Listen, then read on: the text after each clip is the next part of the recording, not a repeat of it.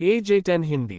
गोली मास्टर जू गैंग ने प्रशिक्षु को एक तरफ धकेल दिया और गोली भट्टी से गिरने वाले अमृत को पकड़ने के लिए अपना हाथ बढ़ाया। महान कायाकल्प गोली, ये वास्तव में महान कायाकल्प गोली है। आप सचमुच सफल हुए हैं। पिल मास्टर जू गैंग इतना उत्साहित था कि वह खुद को रोक नहीं सका, और जब उसने झोंग लिन को देखा तो ऐसा लगा जैसे वह किसी अमर को देख रहा हो। यदि कोई व्यक्ति आपसे थोड़ा ही आगे निकल जाता है तो आप ईर्ष्यालु हो सकते हैं, लेकिन यदि वह व्यक्ति आपको बहुत पीछे छोड़ देता है और आप उसकी परछाई भी नहीं देख पाते, तो ईर्ष्या असीम प्रशंसा में बदल जाती है, क्योंकि ईर्ष्या करने के लिए अब कोई योग्यता नहीं रह जाती। इस समय जिन ज्ञान भी शक्तिशाली औषधीय गुणों से भरी हुई, पूरी तरह से बनी हुई महान कायाकल्प गोली को देखने के लिए झुका और फिर झोंग लिन की ओर देखा, उसके दिल में एक अकथनीय जटिलता पैदा होती हुई महसूस हुई। ऐसा प्रतीत होता है कि विश्व में सचमुच प्रथम श्रेणी की एक अद्वितीय प्रतिभा है, नहीं, एक अद्वितीय विलक्षण प्रतिभा है। वह हमेशा अपने आप को प्रतिभाशाली समझता था, लेकिन आज उसे एहसास हुआ कि असली प्रतिभा तो उसके सामने ही थी। इस समय उसे अचानक संप्रदाय के उस वरिष्ठ भाई का ख्याल आया, जिसे अनगिनत शिष्य आदर की दृष्टि से देखते थे, और उसे अपने चाचा द्वारा उस वरिष्ठ भाई के बारे में की गई प्रशंसा याद आ गई। प्रतिभा, प्रतिभा तो बस उससे मिलने की दहलीज है। जिन ज्ञान को लगा कि जीवन नीरस है, जिन चीजों का उसने जीवन भर पीछा किया और जिन पर गर्व किया, वे दूसरों के लिए आसानी से प्राप्त करने योग्य थीं। जिन ज्ञान के कंधे पर एक चौड़ा हाथ रखा गया, उसने मुड़कर देखा तो वह पिल मास्टर जू गैंग था। इस बारे में ज्यादा मत सोचिए। हम अपनी तुलना उससे न करें, वह एक विलक्षण प्रतिभा है। जिन ज्ञान ने मुस्कुराने की कोशिश की, अपना सिर झुका लिया और कुछ नहीं कहा। पिल मास्टर जू गैंग आगे बढ़े और झोंग लिन को एक गहरा और सम्मानजनक झुकाव दिया, ईमानदारी से बोलते हुए, मैं अदूरदर्शी था, लगभग आपको गुमराह कर दिया। मुझे आशा है कि आप मुझे माफ कर देंगे, यंग मास्टर। झोंग लिन मुस्कुराते हुए उसे उठाने के लिए जल्दी से आगे बढ़ा। पिल मास्टर जू, आप बहुत विनम्र हैं। अनजान लोग निर्दोष होते हैं और मुझे आपके मार्गदर्शन के लिए धन्यवाद देना चाहिए। नहीं नहीं, मैंने आपको लगभग देर कर दी, युवा गुरु।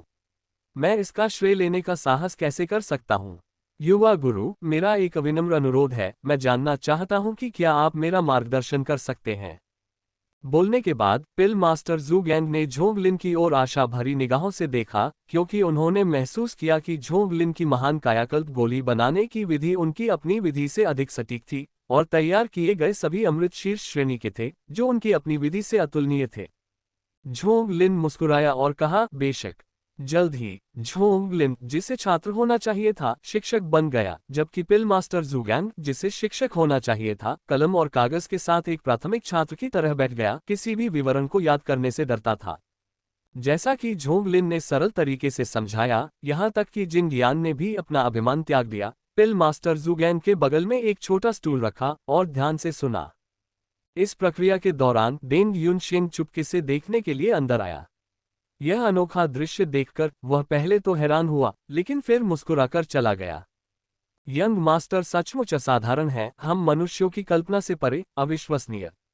100 जड़ी बूटियों के बगीचे में 6 तृतीय श्रेणी के अमृत नुस्खे थे, जिनमें महान कायाकल्प गोली के अलावा नसों की रक्षा करने वाली गोली, शुद्धसार गोली, हृदय ज्ञान गोली, आत्मा वापसी गोली और सफलता गोली भी शामिल थी। महान कायाकल्प गोली की निर्माण तकनीक समझाने के बाद झोंग लिन ने अन्य 5 अमृतों की निर्माण विधियों का अध्ययन करना शुरू किया। दुर्भाग्य से एक और तृतीय श्रेणी पिल मास्टर एकांत में प्रोटेक्टिंग वेन पिल को परिष्कृत कर रहा था, और केवल मास्टर यिन दाओयान ही बाकी 4 अमृतों को परिष्कृत कर सकता था। इसलिए झोंग लिन इन अमृतों का अभ्यास केवल स्वयं ही इन नुस्खों का अध्ययन करके ही कर सकता था। झोंग लिन स्वाभाविक रूप से इस बारे में विनम्र नहीं था। अगर कोई मुझे नहीं सिखाएगा तो मैं खुद सीख लूंगा, भले ही इसका मतलब कुछ और बार असफल होना और थोड़ी ज्यादा चांदी खर्च करना हो। 100 हर्ब्स हॉल का यंग मास्टर होने के नाते मैं चांदी का ये टुकड़ा खर्च कर सकता हूँ। पूरे 7 दिनों तक झोंग लिन ने अपना समय कीमिया में बिताया, जिसमें पिल मास्टर जू गैंग और जिंग यान ने उनकी सहायता की। इन 7 दिनों ने जिंग यान को झोंग लिन के खिलाफ प्रतिस्पर्धा का मन पूरी तरह से त्याग दिया। लानत है, यह आदमी इंसान नहीं बल्कि एक विलक्षण प्रतिभा है, उससे अपनी तुलना करना एक गूंगे सुअर के समान है। क्या आपने कभी किसी को 7 दिनों में 6 तरह के 3rd ग्रेड एलिक्सिर बनाते देखा है? और ये सभी एलिक्सिर बनाने के दौरान बेहतरीन क्वालिटी के बनते हैं। क्या ये कोई ऐसा काम है जो कोई व्यक्ति कर सकता है? यदि कोई दूसरे की परछाई को मुश्किल से देख पाता है तो जिन ज्ञान कभी हार नहीं मानेगा और अपनी पूरी ताकत से उसका पीछा करेगा। लेकिन अब तो बात झोंगलिन की परछाई देखने की भी नहीं है। झोंगलिन एक पवित्र 7 रंगों वाले बादल पर ऊपर उड़ रहा है। पीछा करने का क्या मतलब है? एकमात्र नश्वर प्राणी होने के नाते मैं अमर प्राणी से कैसे तुलना कर सकता हूँ? 7 दिनों में जिंग यान झोंगलिन का छोटा प्रशंसक बन गया। अमृत के अंतिम बैच को पूरा करने के बाद झोंगलिन ने भी चुपचाप राहत की सांस ली। कीमिया के 7 दिन काफी थका देने वाले थे क्योंकि कीमिया एक तकनीकी और शारीरिक कार्य दोनों है। सिस्टम पैनल पर नजर डालते हुए झोंगलिन के होठों पर एक हल्की सी मुस्कान आ गई। प्रणाली, होस्ट, झोंगलिन, कौशल, स्वर्गीय खजाना ढेर पूर्ण स्तर स्वर्ण मांसपेशी और जैड हड्डी कौशल पूर्ण स्तर। कौशल, 1000 धुंध तलवारबाजी पूर्ण स्तर। विविध कीमिया तृतीय श्रेणी अमृत पूर्ण स्तर। कौशल अंक अनंतता। अगला कदम चौथी श्रेणी के अमृत सीखना है।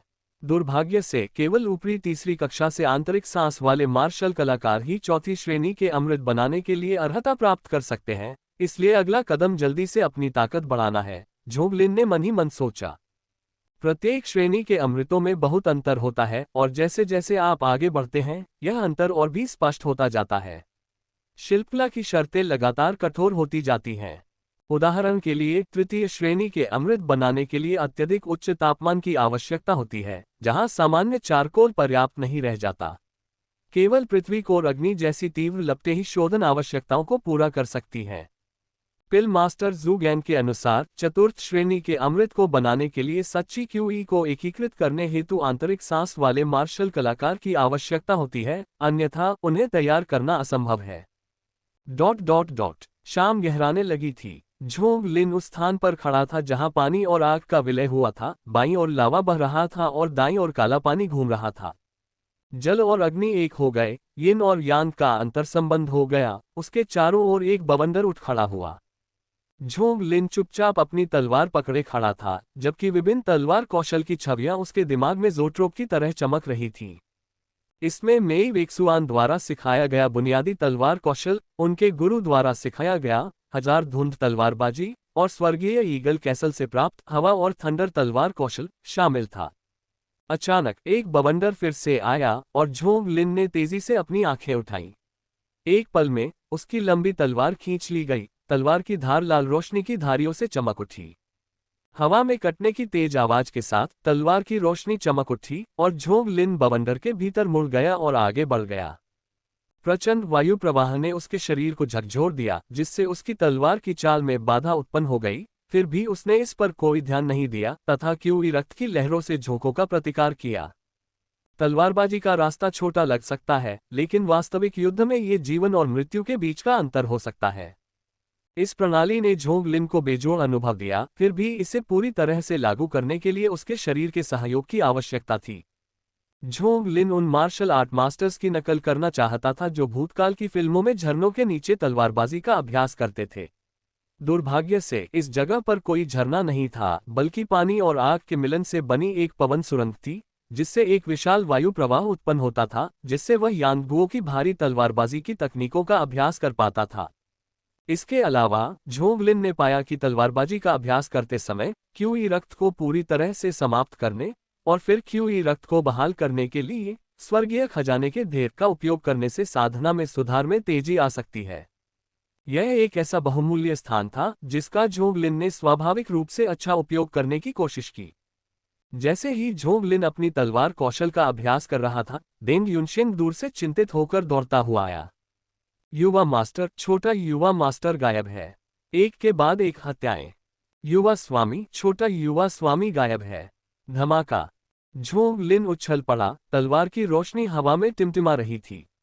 डेंग युनशेंग ने सहज ही अपनी आंखें बंद कर ली और जब उन्हें दोबारा खोला तो उसने देखा कि तलवार की नोक पहले से ही उसके माथे पर थी, बस 1 इंच आगे बढ़ने पर जान जा सकती थी।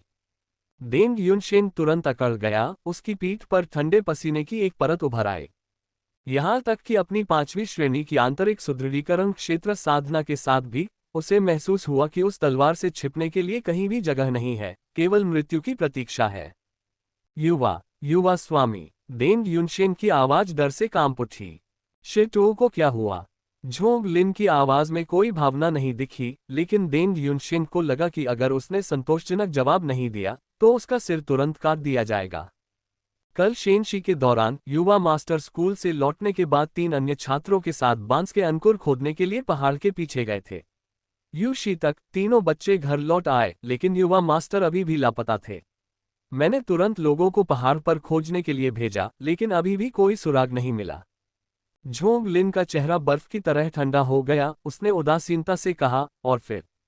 देंग युनशेंग ने जल्दी से कहा, मैंने पहले ही शहर के द्वार पर सख्त पहरेदारों को आदेश दे दिया है। भले ही हमें 3 फीट गहरा खोदना पड़े, हम युवा स्वामी को ढूंढ लेंगे। शीतो स्वभाव से डरपोक है और इधर उधर नहीं भटकता। वह सूर्यास्त के बाद कभी बाहर नहीं जाता। देंग युनशेंग का चेहरा बदल गया और वे बोले, क्या आपका मतलब है कि युवा मास्टर का अपहरण कर लिया गया है? असंभव। कोई भी तियानयान काउंटी के मैदान में हमारे 100 हर्ब्स हॉल के लोगों को छूने की हिम्मत नहीं करेगा। यह मौत को दावत देने के समान है। शीटो और मैं अभी तियानयान काउंटी पहुंचे हैं। हो सकता है कि अपहरणकर्ता शीटो को नहीं जानता हो, या वे विशेष रूप से मेरे पीछे पड़े हों। शहर लौट जाओ। लंबी तलवार म्यान में रखकर दोनों शीघ्रता से शहर लौट आए। खबर सुनते ही जिंग यान भी तुरंत उसके पीछे चला गया। एक और व्यक्ति का मतलब था अधिक ताकत। अब तक आसमान काला हो रहा था, लेकिन पूरा 100 हर्ब्स हॉल जगमगा रहा था। मेई वेक्सुआन और गु योरोग भी पहुंचे। झोंग लिन, चिंता मत करो, छोटा शीटो निश्चित रूप से खोया नहीं जाएगा, गु योरोग ने सांत्वना दी। झोंग लिन, मुझे लगता है कि यह मानव तस्करों का काम हो सकता है, मेई वेक्सुआन ने ठंडे स्वर में कहा।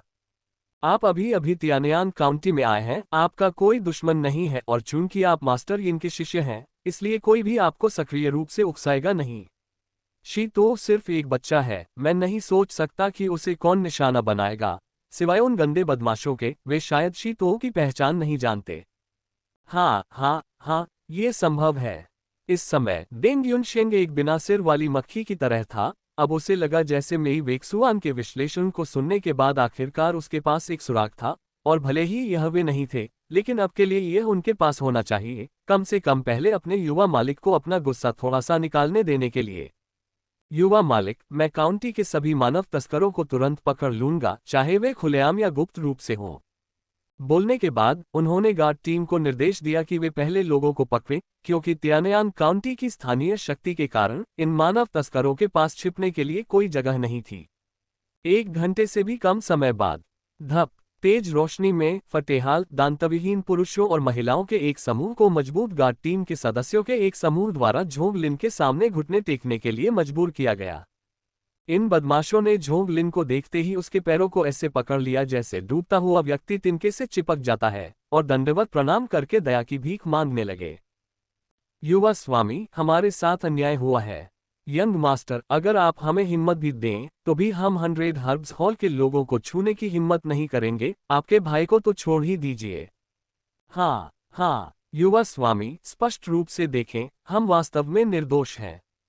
दिलचस्प बात यह है कि वहां मौजूद लोगों में से किसी ने भी झोंग लिन की पहचान नहीं बताई, फिर भी इन लोगों ने एक नज़र में ही झोंग लिन को पहचान लिया। वास्तव में बिल्लियों का तरीका बिल्लियों जैसा होता है, चूहों का तरीका चूहों जैसा होता है। तियानयान काउंटी में आने के बाद से झोंग लिन ने कभी भी अपना चेहरा सार्वजनिक रूप से नहीं दिखाया था, फिर भी उन्हें पहचान लिया गया। इसके अलावा झोंग लिन का मानना था कि उसकी जानकारी संभवतः लंबे समय से तियानयान काउंटी के विभिन्न बलों और परिवारों के पास मौजूद थी। झोंग लिन ताइशी कुर्सी पर बैठा था, उसका चेहरा ठंडा था, दाहिना हाथ तलवार को दबा रहा था। उसने धीरे से अपने सामने खड़े कुछ लोगों पर नजर डाली और इत्मीनान से बोला, मुझे परवाह नहीं कि आप इसे स्वीकार करें या नहीं, लेकिन मेरा भाई लापता है। अगर वह मिल गया तो ठीक है, अगर नहीं तो आपको भी जीने की जरूरत नहीं है। बेशक मुझे भी लगता है कि तुम में 100 हर्ब्स हॉल के लोगों पर हमला करने की हिम्मत नहीं है, इसलिए अगर वह गलत व्यक्ति है तो उसे सौंप दो, और मैं गारंटी देता हूं कि यह मामला यहीं खत्म हो जाएगा, आगे कोई कार्रवाई नहीं होगी। लेकिन अगर तुम उस व्यक्ति को नहीं सौंपते और मुझे पता चल जाता है, तो मौत तुम्हारी सबसे छोटी चिंता होगी। मैं उसे इस दुनिया में जीने का पछतावा करा दूंगा। यद्यपि झोंग लिन के शब्द शांत और उदासीन थे, फिर भी घुटने टेकने वाले लोगों की आत्मा में सिहरन महसूस हुई। उन्हें उसके शब्दों की सच्चाई पर बिल्कुल भी संदेह नहीं हुआ। युवा स्वामी, स्पष्ट रूप से देखिए, ये वास्तव में हम नहीं थे। स्वर्ग साक्षी है, यदि यह हमारे द्वारा किया गया है तो मुझ पर 5 वज्र गिरे और मैं कभी पुनर्जन्म न लूं। हाँ, 5 वज्रों से मारा गया और कभी पुनर्जन्म नहीं हुआ। इन बदमाशों ने जल्दबाजी में शपथ ली क्योंकि उन्हें डर था कि झोंग लिन उन पर शक करेगा। तुम में से किसी ने भी कबूल नहीं किया। झोंग लिन के शांत चेहरे पर अचानक मुस्कान आ गई। बहुत अच्छा, ओल्ड डैंग। उपस्थित। इससे शुरुआत करो, बाकी सभी को मार डालो। अगर आधे घंटे में भी कोई कबूलनामा नहीं आता तो बाकी सभी को तब तक मारते रहो जब तक कि वे सब यहीं मर न जाएं। झोंग लिन ने बाईं ओर एक बूढ़ी महिला की ओर इशारा किया, जिसका चेहरा चिकना था, उसकी आवाज बेहद ठंडी थी। झोंग लिन द्वारा इंगित की गई वृद्ध महिला जमीन पर गिर पड़ी, उसकी स्कर्ट से मूत्र की गंध आ रही थी। नहीं नहीं, ये वास्तव में मैं नहीं था, ये वास्तव में मैं नहीं था, युवा स्वामी। बूढ़ी औरत बुरी तरह चिल्लाए और झोंग लिन के पैरों की ओर रेंगते हुए बोली। शिंग। तलवार की रोशनी चमकी और इससे पहले कि बूढ़ी औरत पास पहुंच पाती, उसका गला काट दिया गया और तुरंत खून बहने लगा। वृद्ध महिला तुरंत नहीं मरी, उसने अपनी गर्दन पकड़ ली थी, उसके होठों से गुर्राहट जैसी आवाजें निकल रही थीं, जैसे कोई मछली जमीन पर हौंफ रही हो। उसका शरीर कई बार ऐंठ गया, अंततः कुछ सांसों के बाद वह स्थिर हो गया। जैसे ही खून बाहर निकला, कमरे में खून की तेज गंध फैल गई। इस समय घुटने टेकने वाले सभी मानव तस्कर बुरी तरह डर गए थे। उन्होंने झोंग लिन से इतनी निर्णायक कार्रवाई की उम्मीद नहीं की थी। जारी रखना। एक ठंडी आवाज ने उन्हें वास्तविकता में वापस ला दिया। अब हर कोई दहशत में था, विशेष रूप से उनके बगल में अभी भी गर्म लाश को देखकर उनमें अंतहीन भय भर गया। युवा स्वामी, मैं गवाही देना चाहता हूँ, मासान ने कुछ दिन पहले एक बड़ी नौकरी स्वीकार की है। वह एक पागल कुत्ते की तरह हर जगह उपयुक्त 2 पैरों वाली भेड़ की तलाश कर रहा है। मुझे यकीन है कि आपका युवा स्वामी उसके हाथों में है। एक मोटा आदमी अचानक खड़ा हो गया। ये भीड़ में एक घोड़े के चेहरे वाला मध्यम आयु वर्ग का आदमी था जो जोर से बोल रहा था। बकवास करना बंद करो। आरोपी मासान तुरंत भड़क गया और उस मोटे आदमी पर झपटा, लेकिन फुर्तीले सुरक्षाकर्मियों ने उसे पीछे धकेल दिया।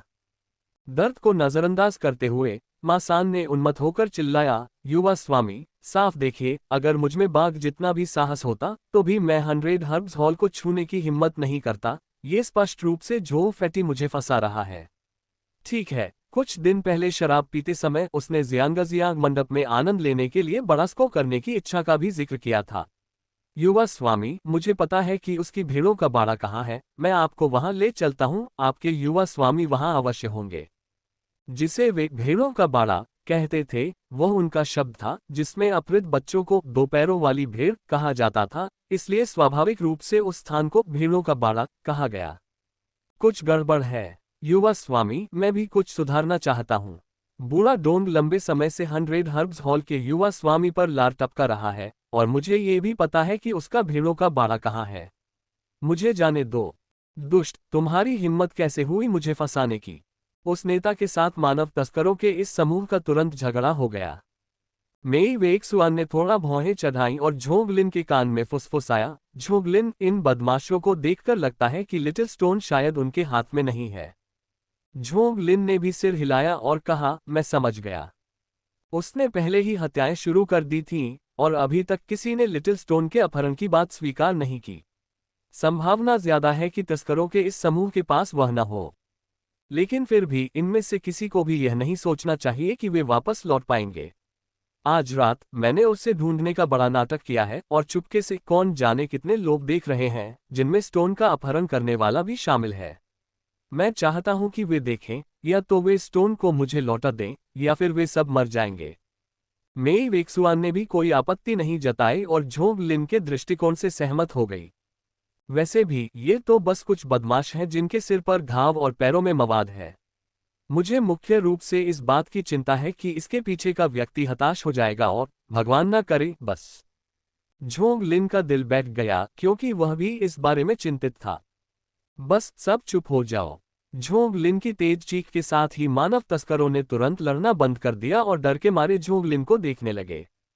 बूढ़ा डैंग, मैं यहां हूं। डैंग युनशेंग आगे बढ़े। किसी को भेजो जो उन्हें ले जाए और एक एक करके दरवाजों की पहचान करे। हाँ, डेंग युनशेन की हिम्मत नहीं हुई कि वह झोंगलिन के दिल में गुस्से की आग को महसूस कर सके। इस समय उन्हें दरवाजे पहचानने ले जाने की बात तो दूर, अगर तलवार निकालकर लोगों को काटने को भी कहा जाए तो भी वह मना नहीं कर सकता था। जब देंग युनशेंग मानव तस्करों को ले गए तो झोंग लिन ने बाहर घुटनों के बल बैठे लियू झाओ से ठंडे स्वर में कहा, उठो। मैं उठने की हिम्मत नहीं कर सकता। मैंने युवा स्वामी को खो दिया है। मेरे पास स्वामी से मिलने के लिए कोई चेहरा नहीं है। अगर युवा स्वामी को कुछ हो गया तो मेरे पास जीने के लिए कोई चेहरा नहीं बचेगा। लियू झाओ पश्चाताप से भरकर अपना सिर झुकाकर जमीन पर घुटनों के बल बैठ गया। झोंग लिन की आंखों में एक सिहरन सी चमक उठी। लियू झाओ को झोंग लिन ने खास तौर पर स्टोन की रक्षा के लिए भेजा था, लेकिन उसकी लापरवाही की वजह से लिटिल स्टोन खो गया। इस वक्त झोंग लिन उसे टुकड़े टुकड़े करने के अलावा और कुछ नहीं चाहता था। अभी के लिए तुम्हारी जान बख्श दी गई है, मुझे वहां ले चलो जहां स्टोन खो गया था। हाँ, लियू झाओ के नेतृत्व में सभी लोग तेजी से उस पहाड़ी की ओर चल पड़े जहां लिटिल स्टोन गायब हो गया था, और रास्ते में मशाले जलाते रहे। तथाकथित बैक हिल दरअसल तियानयान काउंटी में एक बड़ा टीला था जो खाई खोदते समय जमा हुई मिट्टी से बना था। समय के साथ इस पर पेड़ और खरपतवार उगाए और इसे बैक हिल के नाम से जाना जाने लगा। क्योंकि यह शहर में था और इस पर कोई बड़ा जानवर नहीं था, इसलिए ये कई बच्चों के लिए खेल का मैदान बन गया, जो हर दिन उनके खेलने की आवाज से भरा रहता था। युवा स्वामी, ये वह अंतिम स्थान है जहां युवा स्वामी प्रकट हुए थे। जहां वह खड़ा था वहीं खड़े होकर झोंग लिन ने आसपास के इलाके को देखा। देंग युनशेन की पहाड़ी खोज के कारण आसपास के निशान मिट चुके थे, लेकिन ये सिर्फ बाहरी लोगों के लिए था। झोंग लिन की आंखों में अस्त व्यस्त पैरों के निशानों के बीच उसे स्टोन के निशान मिले। पूर्ण स्तर श्वास कौशल की तलाश। ब्लैक माउंटेन काउंटी में वापस डू परिवार से मध्य तृतीय श्रेणी रक्त जमावट तकनीक प्राप्त करने के प्रयास में झोंग लिन ने विशेष रूप से एक पुराने शिकारी से सांस लेने का कौशल सीखा। तथाकथित श्वास खोज कौशल बचे हुए गंध, पैरों के निशान, बाल, मल और अन्य अवशेषों के माध्यम से लक्ष्य के मार्ग की पहचान करता है। आम लोगों को इसे सीखने में विभिन्न प्रतिबंधों का सामना करना पड़ सकता है, लेकिन झोंग लिन के लिए सिस्टम लोडिंग ने उसे सीधे पूर्ण स्तर तक पहुंचने की अनुमति दी, जिससे वह जंगल में लक्ष्यों को ट्रैक करने में सक्षम हो गया। झोंग लिन, चिंता मत करो, भले ही मुझे पूरे तियानयान काउंटी को उलट पुलट करना पड़े, मैं लिटिल स्टोन को ढूंढ निकालूंगा। मैंने पूरे मेई परिवार को खोज में शामिल होने के लिए पहले ही संदेश भेज दिया है, और जैसे ही कोई खबर मिलेगी तुम्हें सूचित कर दिया जाएगा। मेई वेक्सुआन ने आगे बढ़कर झोंग लिन के कंधे पर थपथपाकर उसे सांत्वना दी। अब इसकी जरूरत नहीं होगी, मुझे स्टोन का रास्ता मिल गया है, मेरे पीछे आओ। झोंग लिन ने जंगल के बीच से आगे बढ़ते हुए बड़े बड़े कदम उठाए। यह पाया मेई वेक्सुआन घबराया हुआ लग रहा था, लेकिन वह जल्दी से उसके पीछे चला गया। अन्य लोगों ने देरी न करते हुए मशाले थाम ली और उनके पीछे पीछे चल पड़े। झोंग लिन, क्या स्थिति है? आप भूल गए कि मैंने ब्लैक माउंटेन काउंटी में क्या किया था? कलाकार, यह तो बात का पेशा था। उससे पहले मैं एक शिकारी था और शिकारी शिकार ढूंढने में माहिर होते हैं। लगभग 1/4 घंटे के बाद झोंग लिन समूह को एक परित्यक्त संपत्ति में ले गया।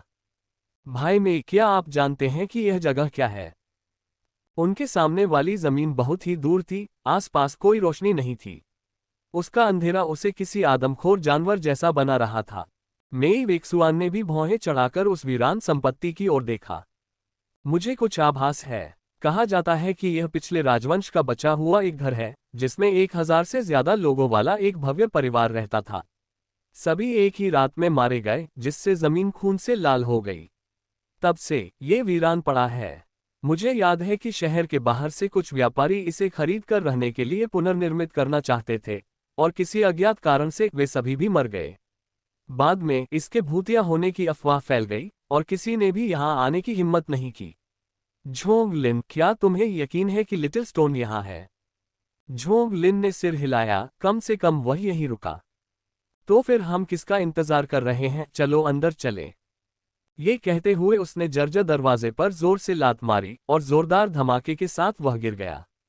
झोंग लिन ने अपना मुंह खोला, वह ऐसी फटकार लगाना चाहता था जो बाहर नहीं आ सकती थी, इसलिए वह केवल अपना हाथ हिला सकता था और गार्ड टीम को अंदर ले जा सकता था। आग की रोशनी में झोंग लिन ने निर्जन संपत्ति का अवलोकन किया। उन्होंने पाया कि यह वीरान संपत्ति एक पौराणिक उद्यान शैली का आंगन था जहां आप कथित तौर पर अंदर नाव चला सकते थे। अब आंगन में उगे हुए खरपतवारों और टूटे फूटे पत्थरों से इसके सुनहरे दिनों की भव्यता का धुंधला सा आभास होता था। बड़े भाई, कुछ गड़बड़ लग रही है। जिंग यान, जो झोंगलिन के साथ साथ चल रहा था, इधर उधर सूंघने लगा। उसकी भौहें सिकुड़ गईं। जिंग यान झोंगलिन से बड़ा था। तार्किक रूप से उसे बड़ा भाई होना चाहिए था, लेकिन पूर्वी पर्वत पर झोंगलिन ने अपनी तृतीय श्रेणी की कीमियागिरी से उसे जीत लिया, जिससे जिंग यान ने उसे स्वेच्छा से बड़ा भाई कहना शुरू कर दिया। झोंगलिन ने जिंग यान की ओर देखा और धीमी आवाज में पूछा, तुम्हारा क्या मतलब है? जिंग यान ने इधर उधर देखा, मानो कुछ याद करने की कोशिश कर रहा हो। मैं ठीक ठीक नहीं कह सकता, बस कुछ गड़बड़ लग रही है, खासकर गंध। ऐसा लग रहा है जैसे मैंने पहले भी कहीं इसकी गंध महसूस की हो। जिंग यान इसे स्पष्ट रूप से व्यक्त नहीं कर सका, लेकिन झोंगलिन उसकी बेचैनी देख सकता था। झोंगलिन ने भौहें चढ़ाईं और अपने आसपास के लोगों को गंभीरता से निर्देश दिया, सावधान रहो, अपने हथियार निकाल लो। Swish swish swish. बिजली की आवाज के साथ गार्ड टीम के सदस्यों ने अपने लंबे चाकू निकाले और आसपास के वातावरण का निरीक्षण करते हुए उनके चेहरे पर सतर्कता थी। क्या गलत? मेई वेक्सुआन भी हैरान दिखी। जिंग यान ने कहा कि कुछ गड़बड़ है। इसमें क्या गड़बड़ है? बस इसकी गंध, जो सूअर बड़े से भी बदतर है।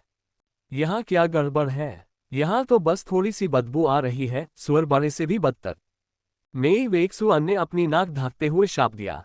अगले ही पल जिंग यान का चेहरा नाटकीय रूप से बदल गया और वह चिल्लाया, वॉर्थोग, यहाँ एक उत्परिवर्ती जानवर वॉर्थोग है। जिंग यान की अचानक चीख सुनकर मेई वेईशुआन भी चौंक गया। उसने अपना सिर घुमाया और डांटा, ये कैसा मजाक है? ये तो काउंटी है, यहाँ कोई म्यूटेंट जानवर कैसे हो सकता है?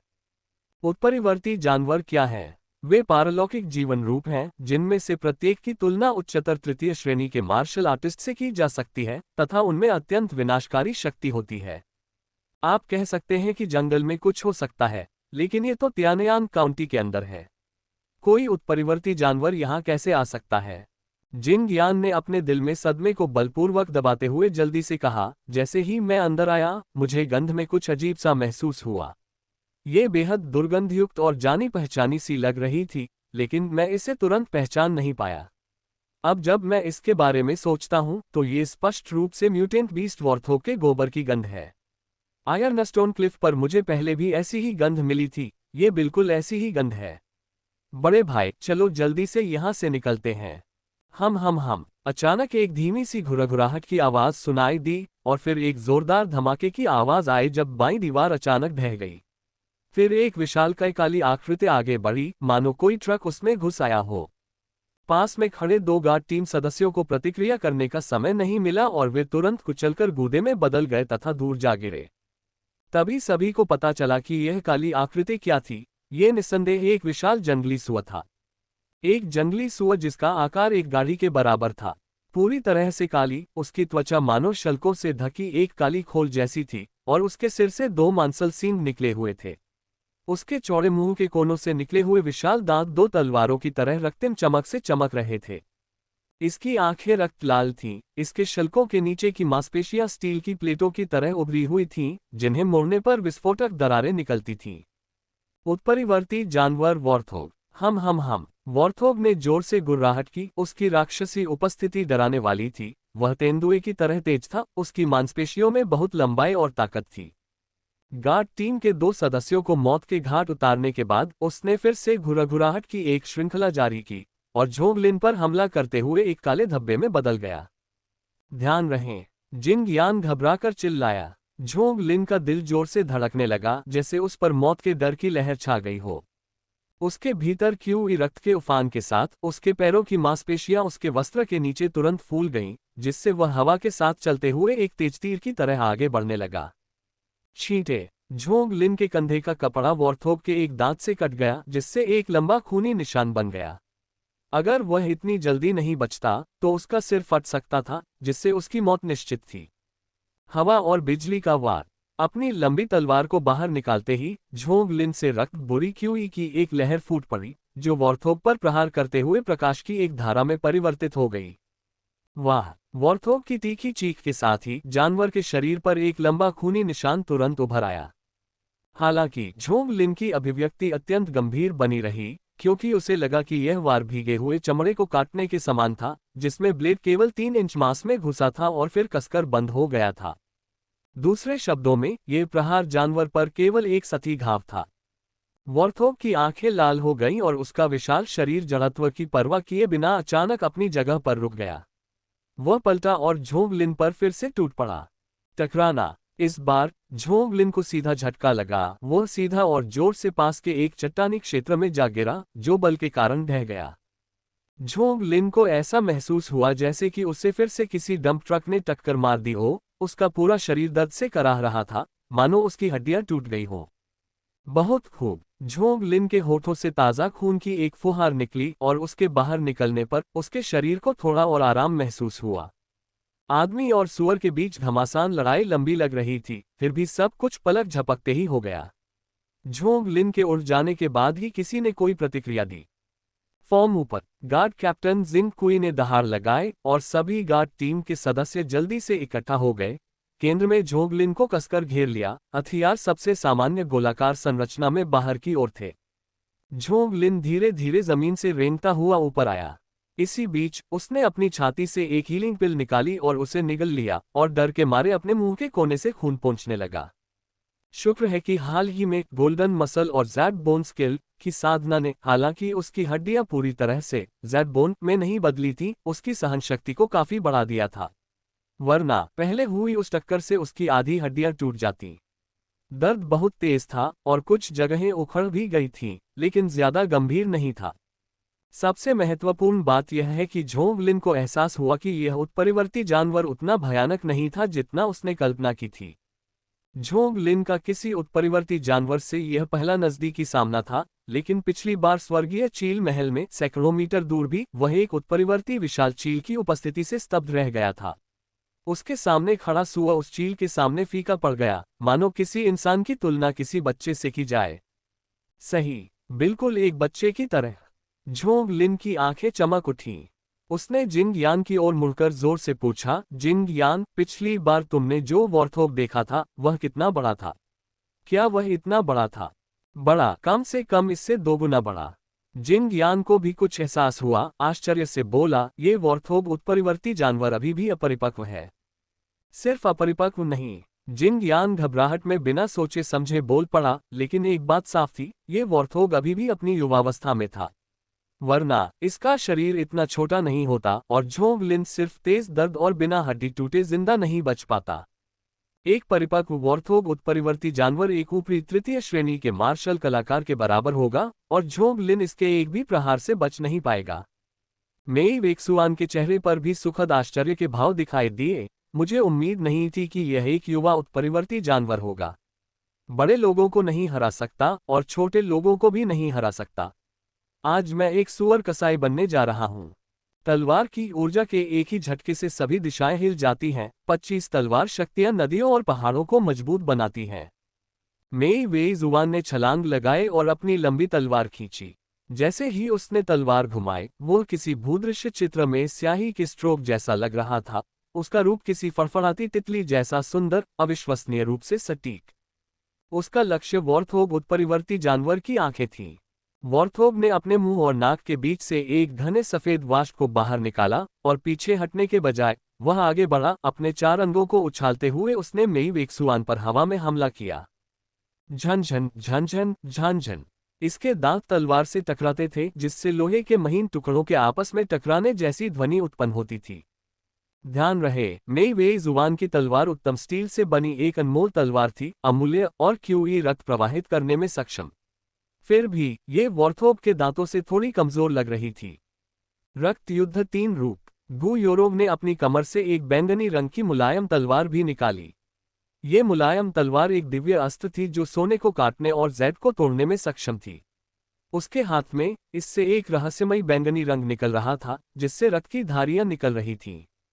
नर्म तलवार ने वॉर्थोग के तीखे दांतों को पार कर लिया और फीनिक्स की तरह तलवार की नोक वॉर्थोग की आंखों की ओर बढ़ गई।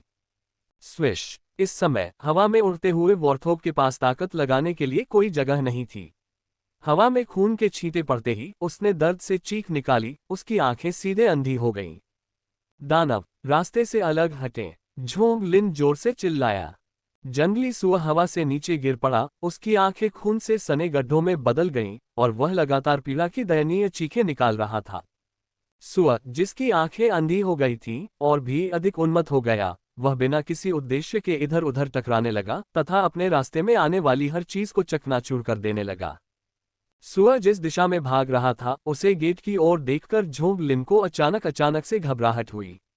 अगर यह उत्परिवर्ती जानवर भाग गया तो बहुत बड़ी समस्या होगी, क्योंकि यह एक काउंटी थी जहां बहुत से निवासी रहते थे। इतने उग्र उत्परिवर्ती जानवर के सामने निश्चित रूप से भारी जनहानि होगी। 8 चरण पीछा सिकादा। झोंग लिन का क्यूई रक्त फट पड़ा, हवा की तरह तेज, तीर की तरह तेज, और उसने सीधे सुअर का रास्ता रोक दिया। अपनी पूरी ताकत जुटाकर उसने सुअर के चेहरे की ओर मुक्का मारा। धमाका! एक विस्फोट, मुट्ठियों की टक्कर से हवा में विस्फोट हुआ, हिंसक शोर पूरे प्रांगण में गूंज उठा। झोंग लिन ने 1000 स्वर्ण पतन को अंजाम दिया, उसका शरीर पहाड़ों की तरह अविचल था, जबकि सुअर ने एक चीख मारी और वास्तव में पीछे हट गया।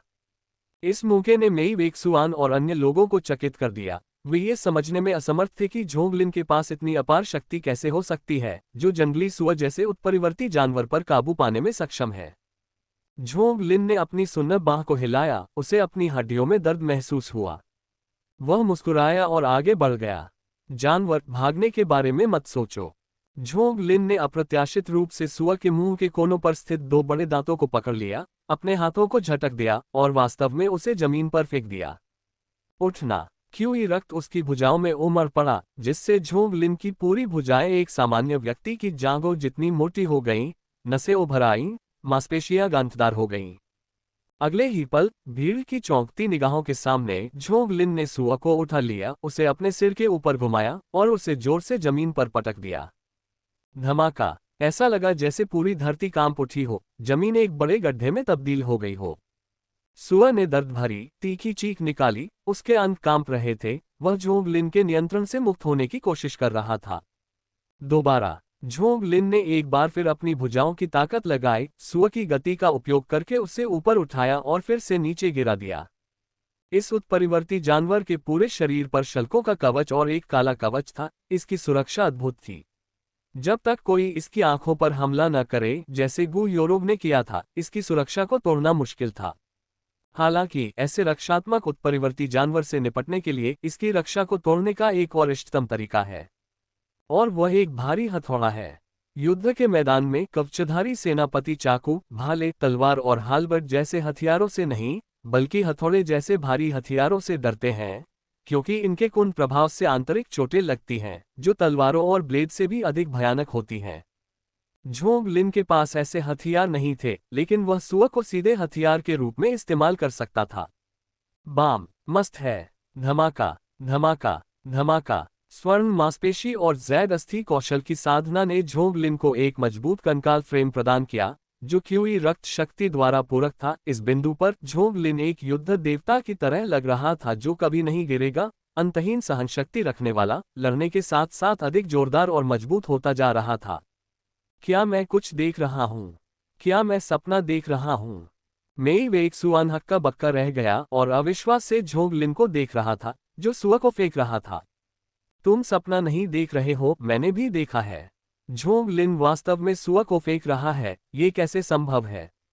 क्या वह 5वीं श्रेणी की क्यूई रक्त क्षेत्र साधना में नहीं है? उसके पास इतनी अपार शक्ति कैसे हो सकती है? गु योरोग को भी ऐसा महसूस हुआ जैसे वह सपना देख रही थी, उसका दिल सदमे से भर गया। क्या सीनियर भाई कोई मानव सदृश उत्परिवर्ती जानवर हो सकता है? वरना उसके पास इतनी ताकत कैसे हो सकती है?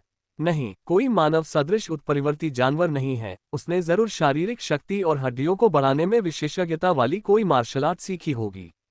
जिन ज्ञान ने अपना सिर जोर से हिलाया और अपने दिमाग से इस भयानक विचार को खारिज कर दिया।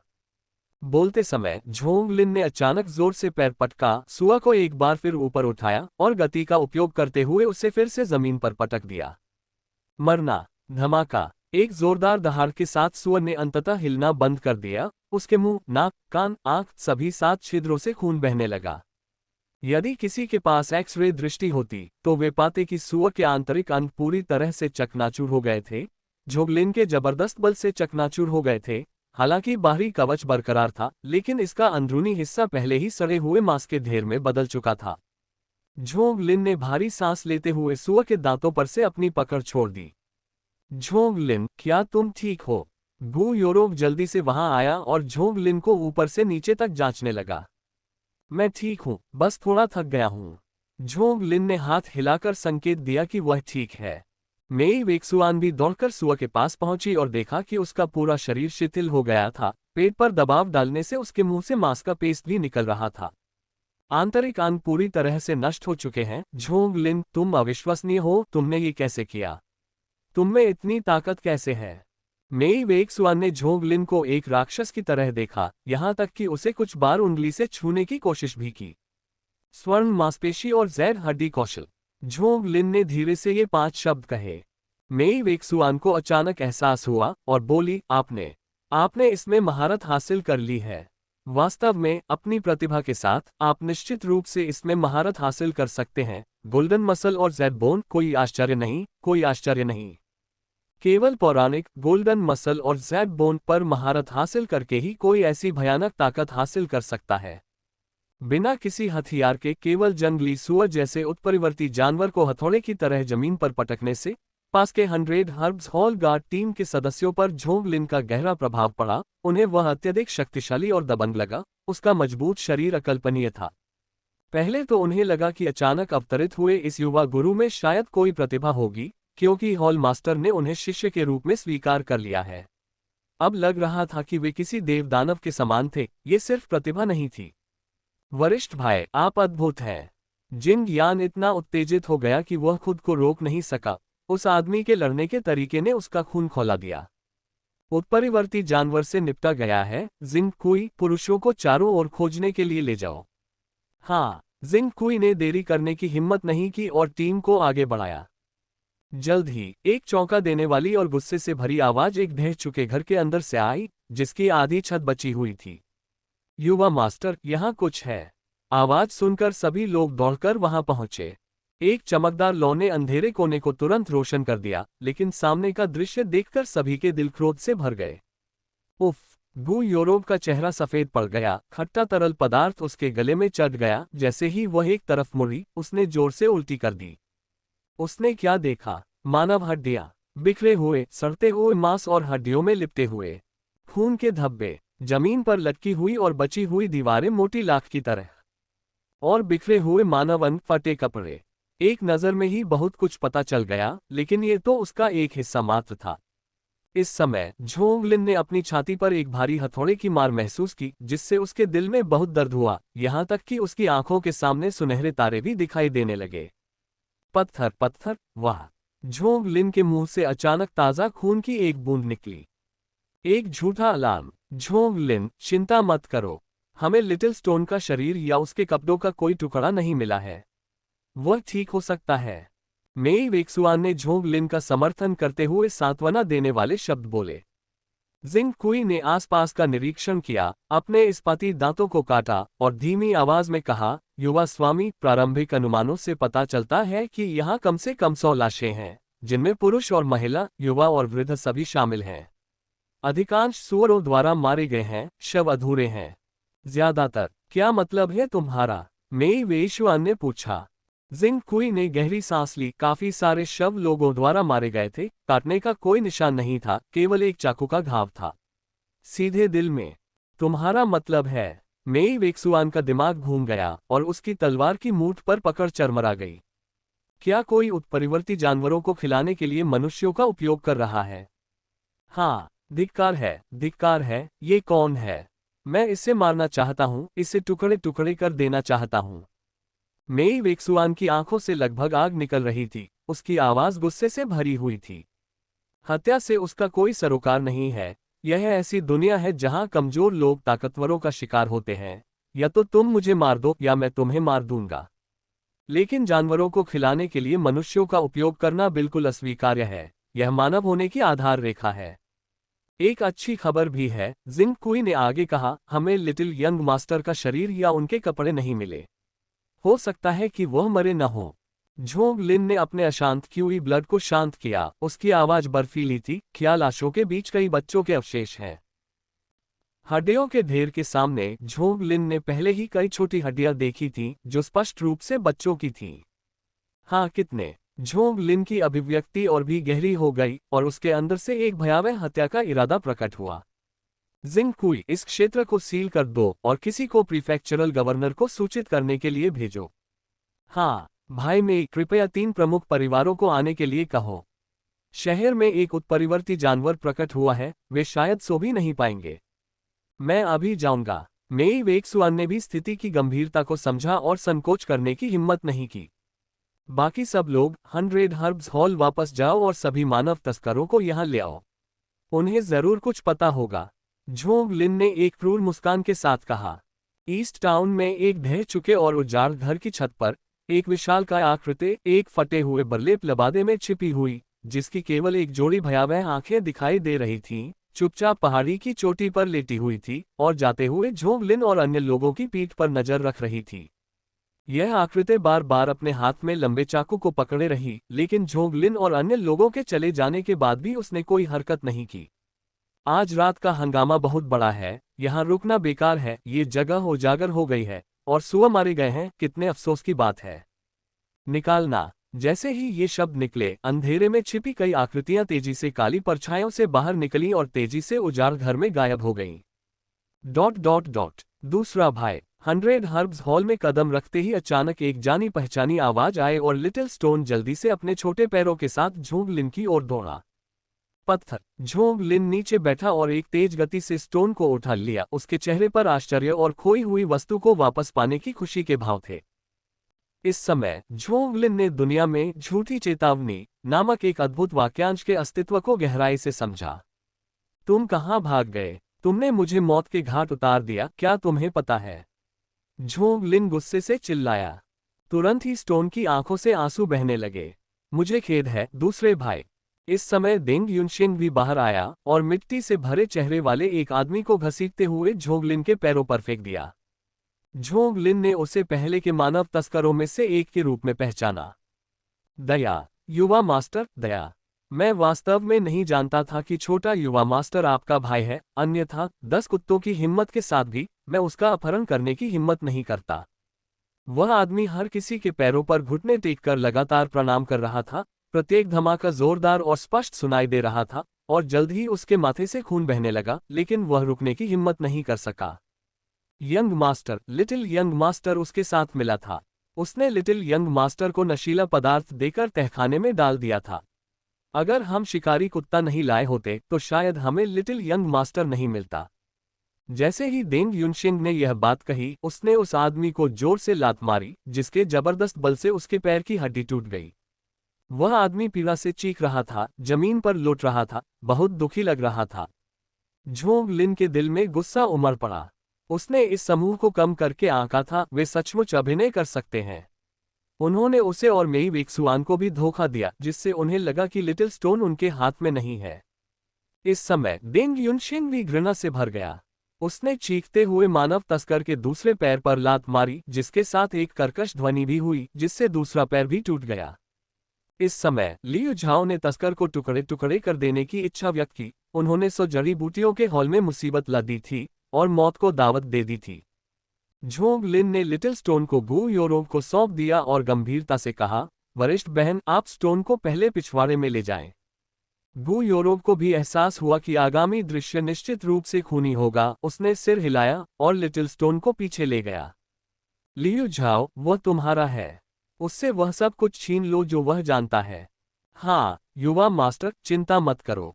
लियू झाओ के चेहरे पर एक भयावह मुस्कान फैल गई। वह उस अधेड़ उम्र के व्यक्ति को ऐसे देख रहा था जैसे किसी लाश को देख रहा हो। इस कुत्ते ने तो उसे लगभग मरवा ही दिया था। अगर लिटिल यंग मास्टर को सचमुच चोट लग जाती तो उसका दोष से बच पाना नामुमकिन होता।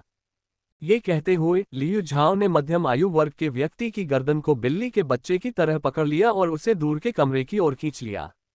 झोंग लिन कमरे में दाखिल हुआ, जहां हटे कट्टे आदमियों के एक समूह ने एक छोटे कद के असहाय मानव तस्कर को घेर लिया, उन्हें फिर से नीचे दबाया और झोंग लिन के सामने घसीटते हुए ले गए।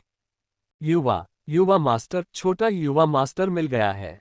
ये सब उस कुत्ते सन एरल्फ का काम था, इसका हमसे कोई लेना देना नहीं है। हाँ हाँ, इसका हमसे कोई लेना देना नहीं है। युवा मास्टर, आपने कहा था कि आप हमें जाने देंगे।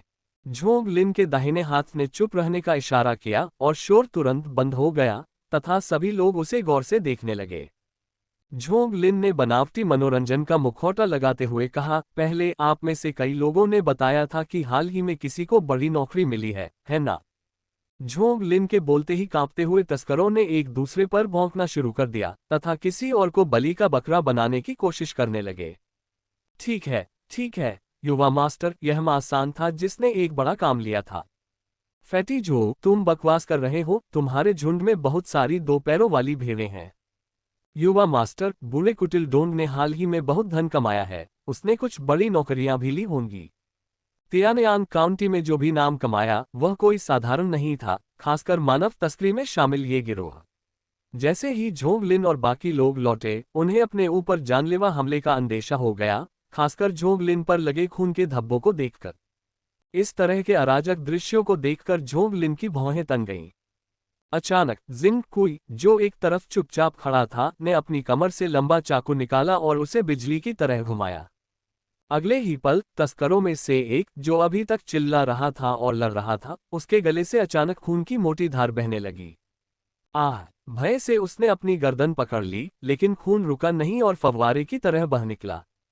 मदद मदद मदद मदद! वह जमीन पर गिर पड़ा, जमीन पर पड़ी मछली की तरह बुरी तरह संघर्ष कर रहा था और चीख रहा था, लेकिन उसकी सांसें कमजोर होती जा रही थीं, उसका संघर्ष कम होता जा रहा था और अंत में उसकी मौत हो गई। चीख पुकार के बीच एक दूसरे से लड़ रहे तस्कर जल्दी ही शांत हो गए, केवल भारी सांसें और दांतों के किटकिटाने की हल्की आवाज रह गई। क्या अब तुम ठीक से बोल सकते हो? अब तुम ठीक से बोल सकते हो? कई तस्कर अपना मुंह कसकर बंद कर लेते हैं, हताश होकर सिर हिलाते हैं, क्योंकि उन्हें डर होता है कि कहीं वे उनके सामने खड़े हत्यारे को फिर से नाराज न कर दें। बहुत अच्छा, चलो एक एक करके चलते हैं, शुरुआत आपसे करते हैं। झोंग लिन ने दाईं ओर एक बूढ़े आदमी की ओर इशारा किया। इस बूढ़े व्यक्ति का रंग गहरा था और पीठ झुकी हुई थी। वह खेत में काम करने वाले एक साधारण किसान की तरह दिख रहा था, फिर भी किसने सोचा होगा कि वह एक कुख्यात मानव तस्कर था। आपका नाम क्या है? आपका आखिरी सौदा कब हुआ था और किसके साथ हुआ था? बूढ़े व्यक्ति ने जल्दी से कहा। आपके प्रश्न का उत्तर देने के लिए, युवा स्वामी, मुझे ली झू कहा जाता है, सभी मुझे ओरली कहते हैं। मेरा आखिरी सौदा आधे महीने पहले जियाओक्सियांग मंडप की मैडम होन सान के साथ हुआ था। मैंने एक दुखी छोटी लड़की को बेचा। युवा स्वामी, कृपया समझें, लड़की का अपहरण नहीं हुआ था, उसके माता पिता ने उसे बेच दिया क्योंकि वे जीवित नहीं रह सकते थे। मैं एक अच्छा काम कर रहा था। बूढ़े देंग, इसे लिख लो। सुबह होने पर इसकी पुष्टि करना, अगर यह सच है तो इसे जाने दो। अगर कुछ झूठ है तो इसे काटकर कुत्तों को खिला दो, झोंग लिन ने ठंडे स्वर में कहा। हाँ, ये सुनते ही बूढ़ेली का चेहरा बदल गया और उन्होंने जल्दी से कहा, युवा स्वामी, मैं ये बताना भूल गया कि लड़की को बेचने के अगले दिन मैंने शहर के दक्षिणी भाग में रात्रि प्रेरी लुओवू के परिवार को एक लड़का भी बेच दिया था। झोंग लिन ने सिर हिलाया और दूसरे व्यक्ति की ओर इशारा किया। आपकी बारी। आपके प्रश्न का उत्तर देने के लिए, युवा स्वामी, मेरा नाम गाओ जियू है। तस्करों की पंक्ति ने एक एक करके झोंग लिन को अपने नवीनतम सौदों के बारे में बताया तथा पास में खड़ा कोई व्यक्ति नोट्स ले रहा था। झोंग लिन कभी कभी दूसरों से पूछते थे कि जो कहा गया है वह सच है या नहीं, तथा जो भी संदेह प्रकट करता था उसे चांदी देकर पुरस्कृत करते थे। ये तस्कर इस क्षेत्र में अपनी आजीविका कमाते थे। उनकी गतिविधियां बाहरी लोगों को तो मूर्ख बना सकती थीं, लेकिन उनके साथियों को नहीं। सिडनी के ब्रेकअप के पीछे क्या कारण है? ब्रेनबेरीज। यहां तक कि जो लोग पहले गुप्त रहते थे, वे भी अपनी गतिविधियों को दूसरों से नहीं छिपा पाते थे। झोंग लिन चांदी और आज़ादी को प्रोत्साहन के तौर पर इस्तेमाल कर रहा था, इसलिए कोई भी झूठ बोलने की हिम्मत नहीं कर सकता था। किसी को नहीं पता था कि उनकी हरकतों का खुलासा हो गया है या नहीं। अगर नाम उजागर हो जाता तो वे सचमुच बर्बाद हो जाते। जैसे जैसे कहानियां आगे बढ़ी, उनके शब्दों में एक अजनबी की पहचान उभरी। धीरे धीरे सुराग सामने आए। युवा स्वामी, मैंने इस आदमी का चेहरा एक बार संयोग से देखा है। अच्छा, बताओ। झोंग लिन ने खुशी का संकेत देते हुए बगल से कागज और कलम मांगा और जल्द ही कागज पर एक जख्मी चेहरे वाला आदमी स्पष्ट रूप से चित्रित हो गया। वह आदमी लगभग 30 वर्ष का लग रहा था। उसका रंग गहरा लाल था, आंखें त्रिकोणीय थीं, कान उभरे हुए थे तथा उसके बाएं गाल पर हथेली के बराबर लंबा एक कनखजूरे का निशान था, जो देखने में भयंकर और भयावह लग रहा था। हाँ, ये वही है। उसने 3 दिन पहले ही मुझसे 3 बच्चे खरीदे हैं। युवा स्वामी, मैंने भी उसे देखा है। पिछले महीने उसने मुझसे कुछ भेड़ें खरीदी थी। मैंने भी उसे देखा है। आधा महीना पहले वो मुझसे भेड़ें खरीदने आया था। उसके साथ 2 अन्य लोग भी थे। सभी काले वस्त्र और हुड पहने हुए थे। मुझे उसके चेहरे पर निशान याद है। वास्तव में मौत की धमकी काफी प्रभावी थी। भोर तक इन तस्करों ने 5 लोगों के प्रोफाइल तैयार कर लिए थे, जिनमें जख्मी चेहरे वाला व्यक्ति भी शामिल था। लियू झाओ से पूछताछ में प्राप्त अतिरिक्त जानकारी के साथ ये सब पूरा हो गया। प्रोफाइल में 5 लोगों की ऊंचाई, रूप, रंग और पहनावे जैसे विवरण शामिल थे। साथ ही झोंग लिन की चित्रकारी कौशलता भी आधुनिक समय के वांछित पोस्टरों के समान थी। झोंग लिन खड़ा हुआ और हल्के से खांसने लगा। बाहर सूरज पहले से ही झांक रहा था और सूरज की रोशनी ने ठंडे मौसम को थोड़ा गर्म महसूस कराया। बूढ़े देंग, इनकी कई प्रतियां बनाओ और उन्हें प्रीफेक्चुरल गवर्नर और सभी प्रमुख सेनाओं को भेज दो। जहां तक इन लोगों का सवाल है, इन्हें काटकर कुत्तों को खिला दो। हाँ, बोलने के बाद झोंग लिन वहां से चला गया। उसे अपने पीछे विलाप करते तस्करों की परवाह नहीं थी जो दया की भीख मांग रहे थे। अब वे दया की भीख मांगना जानते थे, लेकिन जब वे पहले मानव तस्करी कर रहे थे तब उन्होंने बच्चों की चीखें क्यों अनसुनी कर दी। ... बड़ी बहन, पत्थर कहाँ है? पिछवाड़े में लौटने के बाद झोंग लिन ने गु योरोव को पत्थर के मंडप में नाश्ता करते हुए पाया। छोटा पत्थर अभी सो गया, सारी रात व्यस्त रहा, आओ तुम भी कुछ खा लो। गु योरोव ने झोंग लिन को इशारा किया। ठीक है। झोंग लिन ने सिर हिलाया और उसके बगल में बैठ गया। नाश्ता बहुत शानदार था और झोंग लिन, जो पूरी रात भूखा था, उसकी भूख बहुत ज्यादा थी। जब छोटा पत्थर जाग जाए तो उसे डांटना मत, वह सचमुच डरा हुआ था। मुझे पता है। क्या आपने सुअर की समस्या का हल ढूंढ लिया है? झोंग लिन ने दलिया का एक घूंट लिया और धीरे से कहा, हमने कुछ लोगों को बंद कर दिया है, बाकी को संभालना हमारे बस में नहीं है। अब प्रीफेक्चुरल गवर्नर और 3 बड़े परिवारों को चिंतित होना चाहिए। आखिरकार वे यहाँ के स्थानीय अत्याचारी हैं। यदि कोई व्यक्ति उनके क्षेत्र में परेशानी पैदा करता है, एक उत्परिवर्ती जानवर प्राप्त करता है और उसे खिलाने के लिए मनुष्यों का उपयोग करता है, तो चेहरे की बात तो छोड़ ही दीजिए, यदि उत्परिवर्ती जानवर परिपक्व हो जाता है तो त्यानयान काउंटी को बहुत नुकसान होगा। उच्चतर तृतीय श्रेणी के बच्चों का आतंक कुछ ऐसा था जिसे वे किसी और से बेहतर समझते थे। आपकी चोट के बारे में क्या? गु योरोव ने झोंग लिन के कंधे पर सुअर के दांत से लगे खून के धब्बे को चिंता से देखा। यदि वह जल्दी से नहीं बचता तो उसका सिर फट सकता था। चिंता मत करो, अब सब ठीक है, झोंग लिन ने मुस्कुराते हुए कहा। उसके कंधे पर घाव पहले से ही भर गया था, जिसका कुछ श्रेय गोल्डन मसल और ज़ैड बोन स्किल को जाता है, जिससे उसे न केवल ज़ैड हड्डियों से लाभ हुआ बल्कि गोल्डन मांसपेशियां भी प्राप्त हुई। ज़ैड बोन ताकत पर ध्यान केंद्रित करता है, रक्षा पर ध्यान केंद्रित करता है। गोल्डन मसल रक्षा पर भी जोर देता है, साथ ही रिकवरी में भी सहायता करता है। एक ही रात में उसके कंधे का घाव भरने लगा था और केवल उसके आंतरिक अंगों में हल्का दर्द हो रहा था। इससे बचने का कोई रास्ता नहीं है। हालांकि सुअर का हमला ज्यादातर ज़ैड की हड्डी में समा गया था, फिर भी उसके अंदरूनी अंग हिल रहे थे। झोंग लिन ने अभी तक अपने अंगों को प्रशिक्षित करना शुरू नहीं किया था और उसके अंदरूनी अंग बेहद नाजुक थे। बचना तो बस किस्मत की बात थी और कुछ दिन आराम करने पर वह ठीक हो जाएगा। बड़ी बहन, अगले कुछ दिनों तक बाहर मत जाओ। क्या आप उन लोगों के बारे में चिंतित हैं जो हमसे बदला लेना चाहते हैं? हाँ, हमें उनकी साजिश का पता चल गया है। मुझे डर है कि वे कुछ धूर्ततापूर्ण प्रयास करेंगे। बेहतर है कि पछताने से अच्छा है कि सुरक्षित रहें। एक उत्परिवर्ती जानवर को प्राप्त करने और उसे गुप्त रूप से काउंटी में लाने में सक्षम होने के लिए उनकी ताकत और उनके पीछे की ताकत दोनों को कम करके नहीं आंका जाना चाहिए। चूंकि उन्होंने अपनी योजना बिगाड़ दी थी, इसलिए वे संभवतः द्वेष रखेंगे, और चूंकि मास्टर इस समय घर पर नहीं है, इसलिए सबसे अच्छी रणनीति यही है कि घर के पास ही रहें। मैं आपके नेतृत्व का अनुसरण करूंगा। गु योरोव की खूबसूरत आंखें झोंग लिन पर टिकी रहीं, वह दूर देखने को तैयार नहीं थी। झोंग लिन, तुम बहुत बदल गए हो। मेरे पास है। हाँ, आप पहले डरपोक और सतर्क हुआ करते थे, हमेशा खुद को छिपाना पसंद करते थे, लेकिन अब आप साहसी, दबंग और विश्वसनीय हो गए हैं। झोंग लिन ने अपना कटोरा और चॉपस्टिक नीचे रख दिया, गु योरोब की आंखों में सीधे देखा और उसके होठों पर हल्की सी मुस्कान आ गई। तो क्या बड़ी बहन को मेरा पुराना रूप पसंद है या मेरा वर्तमान रूप? मुझे दोनों पसंद हैं, गु योरोब ने अचानक कहा, लेकिन जब उसने झोंग लिन की चंचल आंखें देखीं, तो उसका चेहरा तुरंत लाल हो गया। मैं जाकर देखता हूं कि लिटिल स्टोन जाग रहा है या नहीं, उसे भी भूख लगी होगी।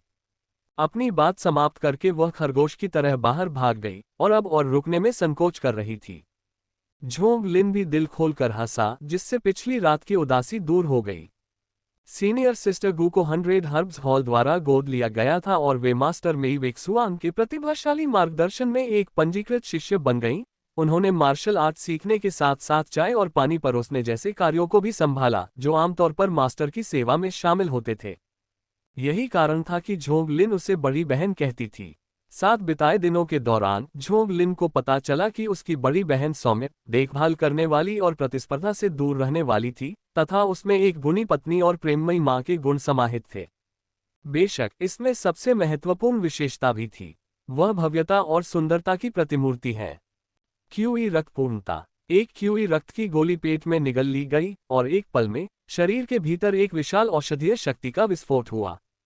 झोंग लिन ने स्वर्गीय खजाने के ढेर का अभ्यास न तो जल्दबाजी में और न ही धीरे धीरे शुरू किया। ढेर कौशल के प्रत्येक परिवर्तन के साथ अपार औषधीय शक्ति उसके अंगों और हड्डियों में समाती जा रही थी। मांसपेशियों और हड्डियों के आपस में रगड़ने की आवाज सुनी जा सकती थी और झोंग लिन महसूस कर सकता था कि उसका मांस लगातार कस रहा है, क्योंकि उसके पेट में क्यूई रक्त की गोली तेजी से पच रही थी। जारी रखो, जारी रखो। सूर्योदय से पहले से लेकर सूर्य के आकाश में ऊपर आने तक झोंग लिन इस मुद्रा का अभ्यास करते हुए खड़े रहे तथा उन दर्जनों गतिविधियों को अनगिनत बार दोहराते रहे। उसने लगभग आधी बोतल क्यूई ब्लड पिल्स पी ली थी। सांस लो। भारी सांसें लेते हुए झोंग लिन बेहद थक गया था, उसका क्यूई रक्त लगभग खत्म हो गया था। जैसे ही वह रुकने वाला था, उसने अपने दिल में कुछ हलचल महसूस की, कुछ महसूस किया। योनक्वान। झोंग लिन की आंखें चमक उठी जब उसने अपने पैरों के तलवों में हल्की गर्माहट महसूस की, जब उसका क्यूई रक्त समाप्त हो गया, जो क्यूई रक्त पूर्णता का संकेत था। बिना किसी हिचकिचाहट के झोंग लिन ने एक और अमृत निगल लिया और जैसे ही उसके पेट में गर्मी उत्पन्न हुई, उसने एक बार फिर ढेर कौशल मुद्रा धारण कर ली। धीरे धीरे झोंग लिन के माथे पर पसीना आ गया, उसके कपड़े भीग गए, मानो उसका पूरा शरीर पसीने से तर हो गया हो। उसके पूरे शरीर में प्रवाहित क्यूई और रक्त में आग लग गई, जो गर्म से झुलसाने वाली गर्मी में बदल गई। गर्मी का एक उछाल आया और झोंग लिन ने दहाड़ते हुए हवा में एक मुक्का मारा।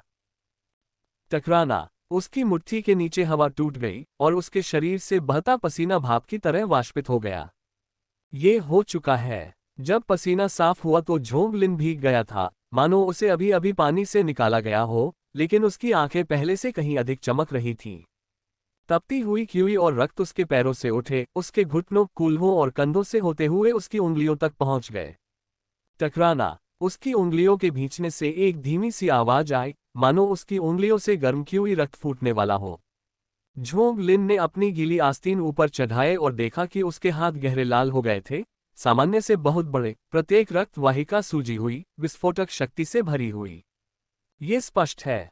तपती हुई क्यूई और रक्त उसके पैरों से उसके हाथों तक बहता रहा, उसके अंगों और कमर के बीच बेरोकटोक घूमता रहा, त्वचा के नीचे एक प्रकार की आंतरिक झिल्ली का निर्माण करता रहा, जिससे उसकी सुरक्षा बहुत बढ़ गई।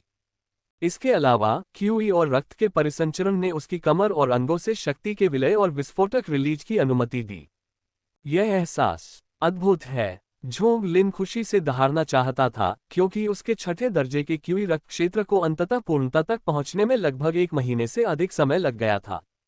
सामान्य साधना पद्धतियों के अनुसार इसमें कुछ अधिक समय लग सकता था, लेकिन कल के उत्परिवर्ती सुअ के साथ युद्ध ने उसकी क्यूई और रक्त को हिंसक रूप से हिला दिया था, जिससे उसे दोनों पैरों के योनक्वान बिंदुओं को भेदने और अपने क्यूई रक्त क्षेत्र प्रशिक्षण को पूरा करने का अवसर मिल गया। क्यूई रक्त पूर्णता के साथ झोंग लिन ब्लैक माउंटेन काउंटी में शक्ति के शिखर पर था। हालांकि तियानयान काउंटी में अनगिनत शक्तियां, परिवार, गिरोह, मार्शल आर्ट स्कूल और सिटी गार्ड आर्मी थी, ये सब आपस में जुड़े हुए थे, फिर भी क्यूई रक्त पूर्णता प्राप्त करना दुर्लभ था। किसी भी घराने में 10 से ज्यादा ऐसे व्यक्ति नहीं थे, और हालांकि कुछ सेनाओं के पास इससे ज्यादा थे, फिर भी यह सीमित था। ये सभी मार्शल आर्टिस्ट अपने परिवारों में मध्यम स्तर के स्तंभ थे, सबसे कमजोर लेकिन कुलीन नेता थे, और अब झोंग लिन भी इस स्तर पर पहुंच गया था। क्यूई रक्त पूर्णता पूरे शरीर को पार करते हुए, इसके बाद क्यूई और रक्त की सूक्ष्मताओं पर नियंत्रण है। क्यूई और रक्त का उपयोग करके 5 आंतरिक अंगों को पोषण देना और उन्हें मजबूत बनाना, 5वीं श्रेणी का आंतरिक सुदृढ़ीकरण क्षेत्र। झोंग लिन ने मन ही मन सोचा। वह तुरंत नहीं गया। झोंग लिन ने गोल्डन मसल और जेड बोन स्किल की मुट्ठी तकनीक का अभ्यास शुरू कर दिया। अब पूरे शरीर में क्यूई ब्लड परफेक्शन के साथ वह अपनी सभी हड्डियों और मांसपेशियों को बेहतर ढंग से नियंत्रित कर पा रहा था। कल के महायुद्ध ने झोंग लिन को इस युद्ध कला के प्रति और भी अधिक आदरभाव से भर दिया। इसकी मजबूत हड्डियों की मजबूती और बेजोड़ शक्ति दूसरों को देखकर दंग और ईर्ष्यालु बना देने के लिए काफी थी। कई बार अभ्यास करने के बाद जब उसकी हड्डियों में चुभन होने लगी तो उसने अभ्यास करना बंद कर दिया। उस समय तक उसकी अधिकांश हड्डियां पहले ही जेड रंग की हो चुकी थीं, और जल्द ही उसने गोल्डन मसल और जेड बोन में पूरी तरह महारत हासिल कर ली। शैली बदलते हुए झोंग लिन ने आराम से 5 जानवरों की चीगोन का अभ्यास करना शुरू कर दिया। उसके बाद झोंग लिन ने बगल के हथियार रैक से एक भाला निकाला और भाला तकनीक का अभ्यास करना शुरू कर दिया। स्वर्गीय खजाने का ढेर, स्वर्ण मांसपेशी और जेड हड्डी कौशल, 5 जानवरों की चीगोन भाला। जब उन्होंने सभी मार्शल आर्ट का अभ्यास समाप्त किया तब तक सूर्य पहले से ही ऊंचा हो चुका था। प्रणाली होस्ट झोंग लिन। कौशल स्वर्गीय खजाना ढेर पूर्ण स्तर, स्वर्ण मांसपेशी और जेड हड्डी कौशल पूर्ण स्तर, 5 जानवरों की गौन पूर्ण स्तर। तकनीक 100 बग्स कोट फीनिक्स स्पीयर शुरुआती। विविध कीमिया तृतीय श्रेणी अमृत पूर्ण स्तर। कौशल अंक अनंतता। सिस्टम पैनल पर नजर डालने पर निश्चित रूप से तकनीक अनुभाग में एक नया कौशल दिखाई दिया। 100 बग्स कोट फीनिक्स स्पीयर। झोंग लिन एक हथियार मास्टर बनने की आकांक्षा रखता था, हर तरह के हथियार में निपुणता हासिल करना चाहता था। तलवार, भाला, तलवार, परशु, कुल्हाड़ी, दरांती, हुक, कांटा, कुदाल, कर्मचारी, चाबुक, गदा, हथौड़ा और पंजा, हाथ में किसी भी हथियार से दूसरों पर विजय पाने में सक्षम होना चाहता था। युवा स्वामी, पानी गर्म हो गया है। क्या आप अब नहाना चाहते हैं? एक नौकरानी ने मुझे एक तौलिया दिया, उसकी आवाज में कोमलता थी। झोंग लिन ने तौलिया लिया और अपने माथे से पसीना पोंछते हुए सहजता से पूछा, क्या स्टोन उठ गया? युवा मालिक पहले ही दोपहर का भोजन कर चुके हैं और मिस गू के आंगन में हैं। झोंग लिन ने सहजता से असहाय मुस्कान के साथ सूरज की ओर देखा। समय सचमुच उड़ता है। तुम्हारा नाम क्या है? इस नौकर का नाम यंग लुओ है। झोंग लिन ने इस नौकरानी यंग लुओ को देखा। कद में छोटी, लगभग 1.5 मीटर, लेकिन उसके शरीर के अनुपात बेहद सही थे। थोड़ी मोटी, बच्ची जैसा चेहरा।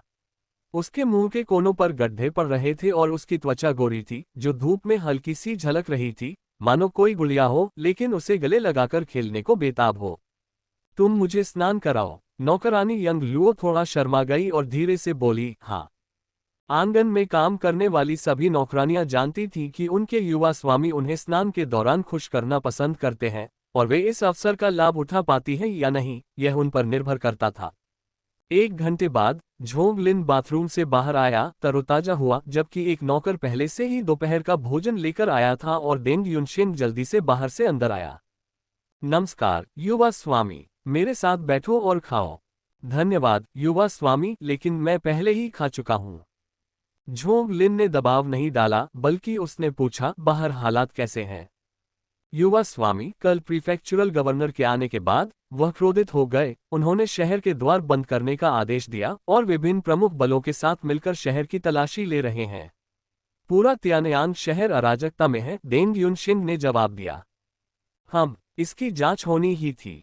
उनकी नाक के नीचे एक उत्परिवर्ती जानवर की तस्करी होना, ये तो गनीमत है कि वह जानवर अभी अपनी प्रारंभिक अवस्था में था, वरना पूरा त्यानयांग शहर अराजकता में डूब जाता और अनगिनत निर्दोष लोग हताहत होते।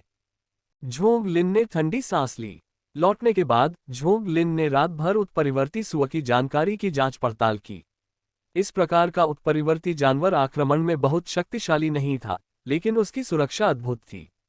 उसका काला कवच और शल्क कवच उच्च श्रेणी के तृतीय श्रेणी के मार्शल कलाकारों को भी परेशान करने के लिए पर्याप्त थे, और साधारण हथियार भी उसकी सुरक्षा को भेद नहीं सकते थे।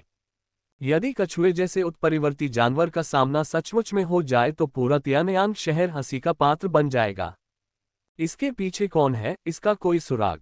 यह है तुम्हारा विनम्र व्यक्ति नहीं जानता। मेई वेशवान से बाद में पूछना, मेई परिवार को कुछ पता चल जाएगा। इसके अलावा मुझे बाद में कुछ 5 स्पिरिट पिल्स भी भेज देना। डेंग युनशेन पहले तो चौंके, फिर प्रसन्न हुए। युवा गुरु, क्या आप क्यूई रक्त पूर्णता तक पहुंच गए हैं? हाँ, 1 महीने से अधिक समय के बाद मैं अंततः क्यूई रक्त पूर्णता तक पहुंच गया हूं और साधना का अगला चरण शुरू कर सकता हूं, झोंग लिन ने मुस्कुराते हुए उत्तर दिया। बधाई हो आपको, युवा मास्टर।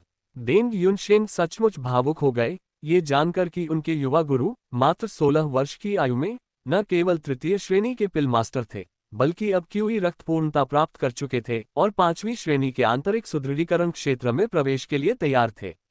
अगर यह बात बाहर आ गई तो न जाने कितने तथाकथित प्रतिभाशाली लोग स्तब्ध रह जाएंगे। 5वीं कक्षा की आंतरिक शक्ति। दूसरा भाई। गु यूरोप के छोटे से आंगन में झोंग लिन ने कदम रखा और दूर स्टोन नाम का एक खेलता हुआ बच्चा पहले तो उत्साह से खुश हुआ, लेकिन फिर डर के मारे उसने अपना सिर नीचे कर लिया, बोलने की हिम्मत नहीं जुटा पाया। झोंग लिन खुश भी था और परेशान भी, उसे कल रात छोटे स्टोन पर चिल्लाने का मन ही मन पछतावा भी हो रहा था। आखिरकार उसका अपहरण होना उसकी गलती नहीं थी और कल रात वह काफी डर से गुजर चुका था। यहाँ आओ, झोंग लिन ने इशारा किया और छोटा स्टोन तेजी से दौड़कर आया। दूसरे भाई, मुझे माफ करना, लिटिल स्टोन ने डरते हुए कहा।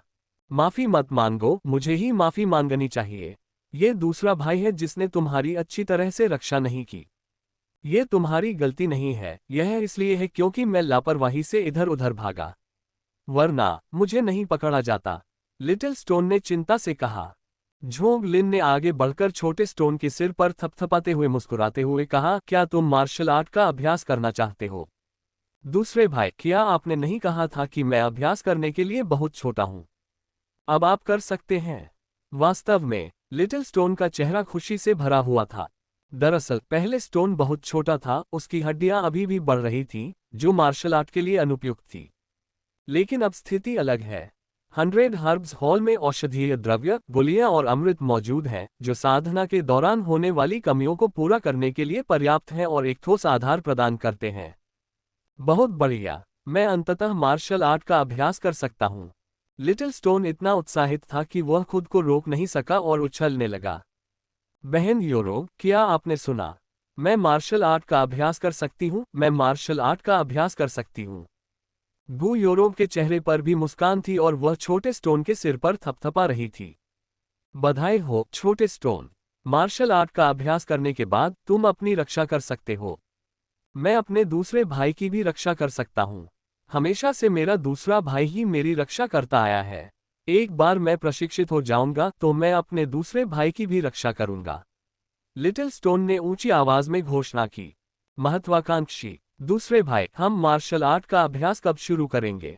जल्दी मत करो, तुम हर सुबह मेरे साथ अभ्यास करोगे, इसलिए तुम्हें कल से जल्दी उठना शुरू करना होगा।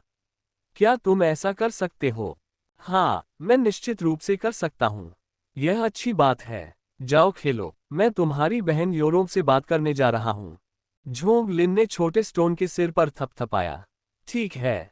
छोटा स्टोन खुशी से उछलता हुआ आंगन से बाहर चला गया। कौन जाने वह अपने किस छोटे दोस्त को ये खबर सुनाने जा रहा था। बड़ी बहन, मास्टर जी कब वापस आएंगे? मुझे नहीं पता, लेकिन क्या कुछ गड़बड़ है? मैं क्यूई रक्त पूर्णता तक पहुंच गया हूं। क्या आंतरिक सुदृढ़ीकरण क्षेत्र के लिए कोई गुप्त तकनीक है? गु योरोब चौंक गया। क्या आप क्यूई रक्त पूर्णता तक पहुंच गए हैं? और यह केवल कितना समय हो गया है? काफी समय हो गया है, 1 महीने से भी अधिक समय हो गया है। आप गु योरोब को झोंग लिन को मार डालने की इच्छा हुई। महीने भर से? क्या आप जानते हैं कि एक सामान्य व्यक्ति को क्यूई रक्त पूर्णता तक पहुंचने में आमतौर पर कितना समय लगता है? इसे आमतौर पर वर्षों में मापा जाता है। दूसरी ओर आपने तो इसे 1 महीने में ही हासिल कर लिया। अगर बात फैल गई तो अनगिनत मार्शल आर्टिस्ट शर्मिंदा हो जाएंगे। गु योरोब ने गहरी सांस ली और धीरे से कहा, मुझे नहीं पता कि गुरु कब वापस आएंगे, लेकिन 5वीं श्रेणी के आंतरिक सुदृढ़ीकरण क्षेत्र की साधना में आंतरिक अंगों पर प्रभाव डालने के लिए क्यूई रक्त का उपयोग किया जाता है। यह एक धीमी प्रक्रिया है और इसके लिए कोई गुप्त तकनीक नहीं है।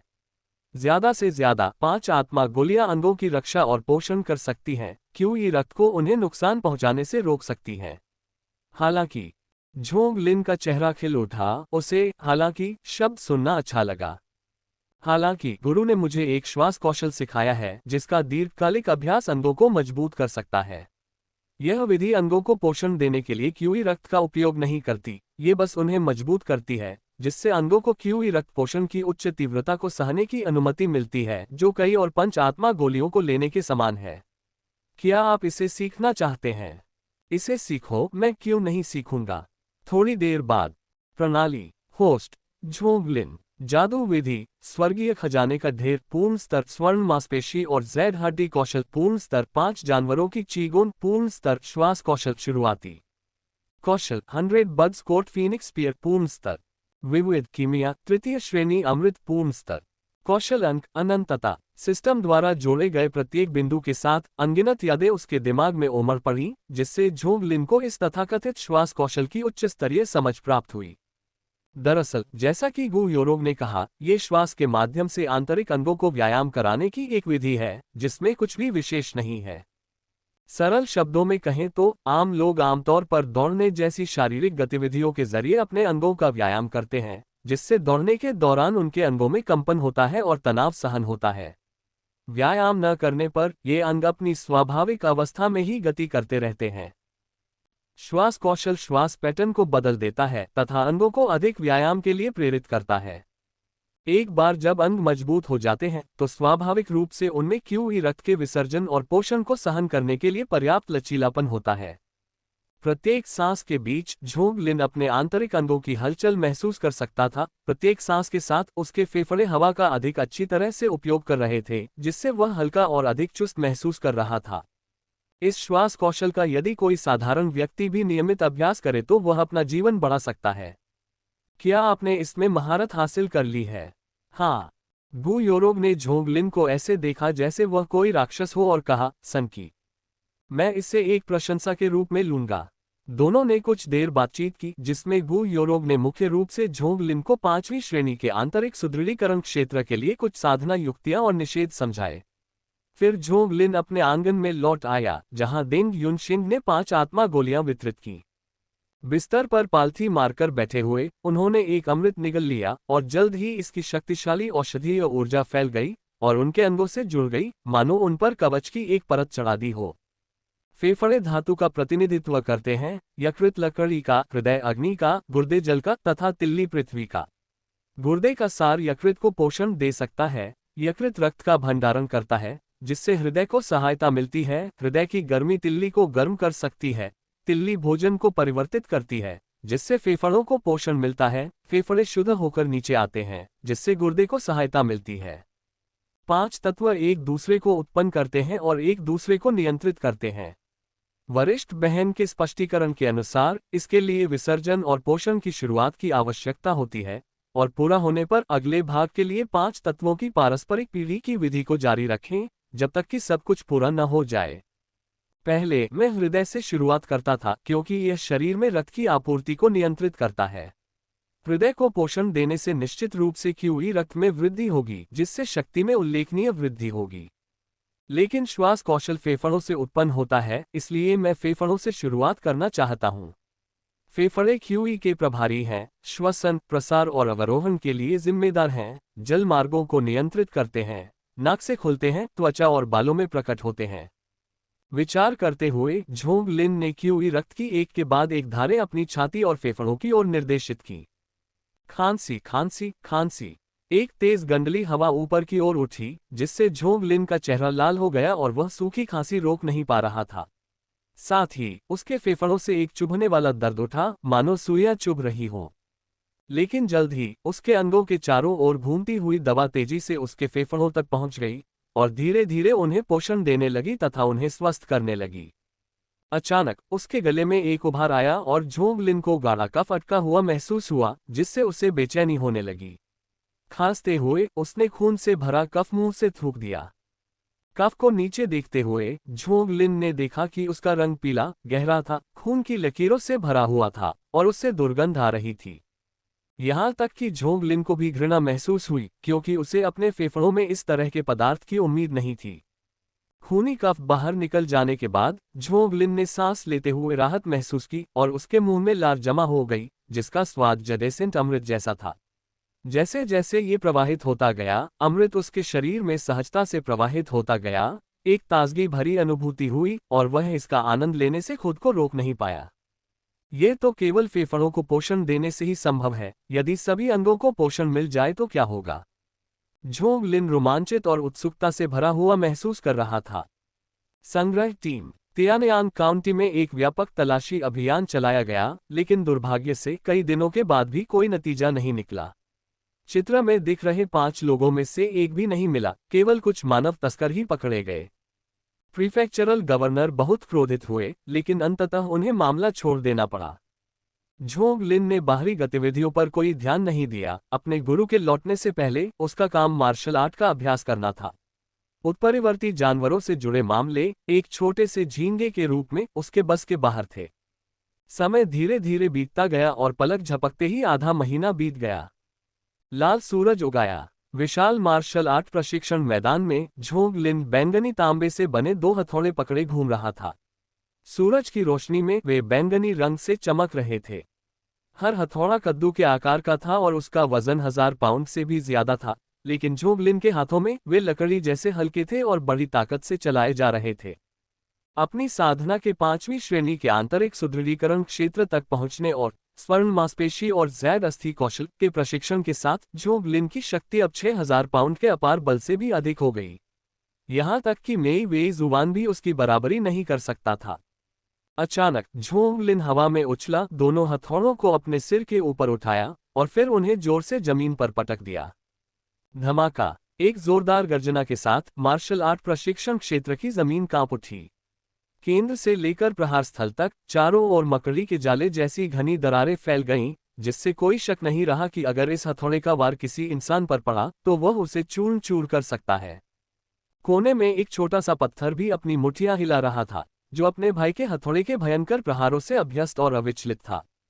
जब सूरज आसमान में ऊपर चढ़ गया तो दोनों रुक गए। नौकरों ने तौलिए लाकर दिए। 5वीं कक्षा के आंतरिक सुदृढ़ीकरण क्षेत्र में पहुंचने के बाद झोंग लिन ने अपना अभ्यास समय रात में बदल दिया। बाकी समय में वह golden muscle and Z bone skill और 5 एनिमल्स चीगोन और विभिन्न मार्शल आर्ट तकनीकों का अभ्यास करता था, जिससे उसके पास तुलनात्मक रूप से काफी समय बचता था। इस समय झोंग लिन की लगभग 90% हड्डियां ज़ैड हड्डी में बदल चुकी थीं। स्वर्ण पेशी और ज़ैड हड्डी की साधना पूरी होने में ज्यादा समय नहीं लगा। वह अपनी अस्थि मज्जा में भी सूक्ष्म परिवर्तन महसूस कर सकता था, हालांकि यह उसकी सीमा लग रही थी, क्योंकि यह केवल निम्न तृतीय श्रेणी की साधना तकनीक थी। मज्जा एक ऐसा क्षेत्र था जिसे केवल चतुर्थ श्रेणी का दिव्य शक्ति क्षेत्र ही छू सकता था। फिर भी यह पर्याप्त था, क्योंकि बहुत कम लोग निम्न श्रेणी में अगले क्षेत्र की नींव रख सकते थे। झोंग लिन ने स्वयं को महसूस करने के लिए अपनी आंखें बंद कर ली। आधे महीने तक सांस लेने की तकनीक और 5 स्पिरिट गोलियों की मदद से भी उसके फेफड़ों की गर्माहट केवल आधी ही पूरी हुई थी। 5वीं श्रेणी का आंतरिक सुदृढ़ीकरण क्षेत्र वास्तव में एक श्रमसाध्य साधना है। ये वास्तव में धीमी है, झोंग लिन ने शिकायत की, लेकिन ये समझ में आता था क्योंकि 5 आंतरिक अंग बेहद नाजुक थे। क्यूई रक्त को धागे धागे थोड़ा थोड़ा करके गर्म किया जा रहा था, जरा सी भी क्षति के डर से। समुदाय के कई 5वीं श्रेणी के उग्र मार्शल कलाकार इस क्षेत्र में दौड़ पड़े, जिसके परिणामस्वरूप 5 श्रम और 7 चोटें आईं। 100 हर्ब्स हॉल में गार्ड टीम का एक 5वीं श्रेणी का सदस्य था, जिसने आंतरिक अंगों को गर्म करते समय दोनों फेफड़ों को घायल कर लिया, जिससे उसे लगातार खांसी रहने लगी, कभी कभी इतनी गंभीर कि खांसी में खून भी आने लगता था। बेशक अगर कोई 5 इंद्रियों को पूरी तरह से मजबूत कर ले तो इस अवस्था में व्यक्ति दीर्घायु और आंतरिक रोगों से प्रतिरक्षा प्राप्त कर सकता है। अभिलेखों के अनुसार अगर आंतरिक अंग मजबूत हैं तो मुंह में लगातार पीतवर्णी रस बनता रहेगा, फेफड़ों की अशुद्धियां पूरी तरह से दूर हो जाएंगी और शरीर की बनावट में एक कदम और सुधार होगा। युवा मास्टर मैनेजर डैंग आ गए हैं। युन शियू जल्दी से वहां आया। झोंग लिन ने अपने चेहरे से पसीना पोंछा और सहजता से कहा, उसे अंदर आने दो। एक क्षण में डेंग युनशेंग अपने चेहरे पर क्रोध के भाव के साथ अंदर आया।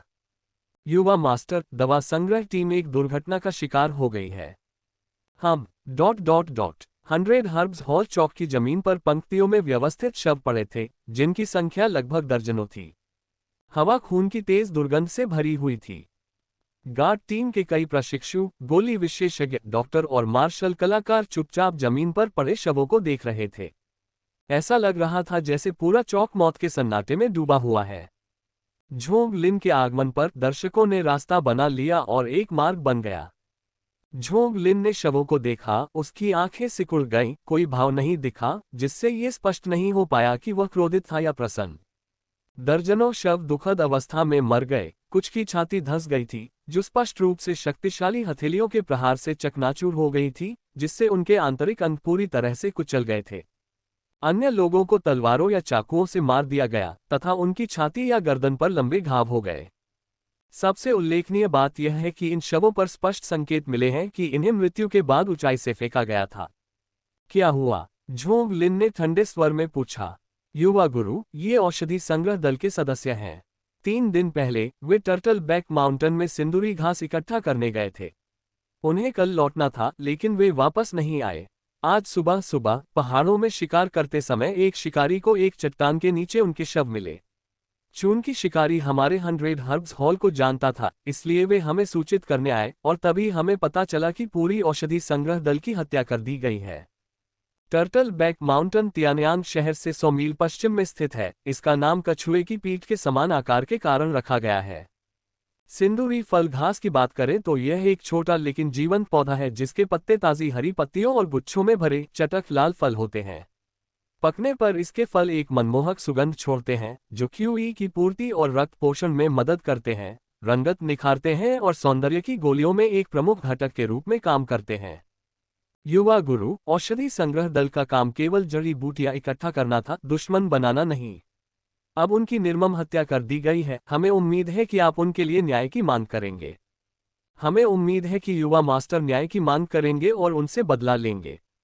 झोंग लिन ने अपने हाथ थोड़े ऊपर उठाए और संक्षेप में कहा, हमारे 100 जड़ी बूटियों के हॉल से लोगों को मारने की हिम्मत, मौत को आमंत्रित करना, जिंग कोई। मैं यहाँ हूँ। सैनिकों को संगठित करो और बदला लो। हाँ। बाकी सभी लोग तितर बितर हो जाते हैं और समाचार की प्रतीक्षा करते हैं। हाँ। जब भीड़ तितर बितर हो गई तो झोंग लिन ने डेंग युनशेन की ओर देखा और पूछा, बूढ़े डेंग, आप क्या सोचते हैं? शरीर पर लगे जख्मों को देखकर लगता है कि हत्यारों में उच्च युद्ध कौशल है। वे कम से कम मध्य तृतीय श्रेणी के युद्ध कलाकार हैं, जिनके पास गाढ़ा क्यूई रक्त है और उनकी संख्या 1 से ज्यादा है। दवा संग्रह दल केवल जड़ी बूटियां इकट्ठा करने के लिए जिम्मेदार था और उसने कभी दुश्मन नहीं बनाए। इसके अलावा आसपास की सेनाएं हमारे 100 हर्ब्स हॉल के बारे में जानती थीं और लापरवाही से काम नहीं करेगी। अब सभी मारे जा चुके हैं, कोई भी जीवित नहीं बचा है। मेरा मानना है कि दल ने कुछ ऐसा देखा होगा जो उन्हें नहीं देखना चाहिए था, जिसके कारण वे चुप हो गए। अगर यह केवल चुप कराने के बारे में था, तो सबूत नष्ट करने के लिए शवों को चट्टान से नीचे क्यों फेंका गया? झोंग लिन ने सवाल किया। यह डेंग युनशेन कुछ पल के लिए अवाक रह गया। मारना तो एक बात थी, लेकिन लाशों को चट्टान से नीचे फेंकने की क्या जहमत उठानी पड़ी? अगर नीचे कोई शिकारी उन्हें न ढूंढता तो हमारे लिए उन्हें ढूंढना मुश्किल हो जाता। जब तक कि कोई यह नहीं चाहता था कि हम स्थान के बारे में जानें। ओल्ड डैंग, क्या औषधि संग्रह टीम के लिए जड़ी बूटियां इकट्ठा करने हेतु कोई निर्दिष्ट क्षेत्र थे? हाँ, थे। अच्छा, तो मैं स्वयं देखूंगा कि इस मामले में कौन से ऐसे अनकहे रहस्य छिपे हैं, जिनके लिए हत्या करके इस तरह की लीपापोती की आवश्यकता है। जब वे दोनों बातें कर रहे थे, जिंग कुई ने पहले ही गार्ड टीम के सदस्यों को बाहर इंतजार करने के लिए बुला लिया था। कुल मिलाकर 30 लोग इकट्ठे हुए, जिनमें 8 छठी कक्षा के विशेषज्ञ थे, जिनके पास संघनित क्यूई रक्त था, और जिंग कुई, एक 5वीं कक्षा के आंतरिक सुदृढ़ीकरण क्षेत्र मार्शल कलाकार, जिन्होंने आंतरिक अंगों का पोषण किया था। चलो चलें। टर्टल बैक माउंटेन तियानयांग शहर से 100 मील दूर है, जो साल भर धुंध में घिरा रहता है और पक्षियों और जानवरों से भरा रहता है। इसलिए 100 हर्ब्स हॉल की औषधि संग्रह टीम और शिकारियों के अलावा बहुत कम लोग वहां जाते थे, यहां तक कि दूरी को देखते हुए जलाव लकड़ी के लिए भी नहीं। समूह जल्द ही बिना किसी प्रयास के टर्टल बैक माउंटेन के सामने पहुंच गया। ऐसा लग रहा था कि अपराधी अपनी ही भलाई के लिए बहुत चालाक थे। अगर लाशें चट्टान से नीचे न फेंकी जाती तो उनका पता लगाना वाकई मुश्किल होता। औषधि संग्रह दल के जड़ी बूटी संग्रह में समय और क्षेत्र का विभाजन था, क्योंकि जड़ी बूटियों के विकास के चक्र होते हैं। अपराधियों की अनावश्यक गतिविधियों के कारण उनके स्थान का पता लगाना आसान हो गया।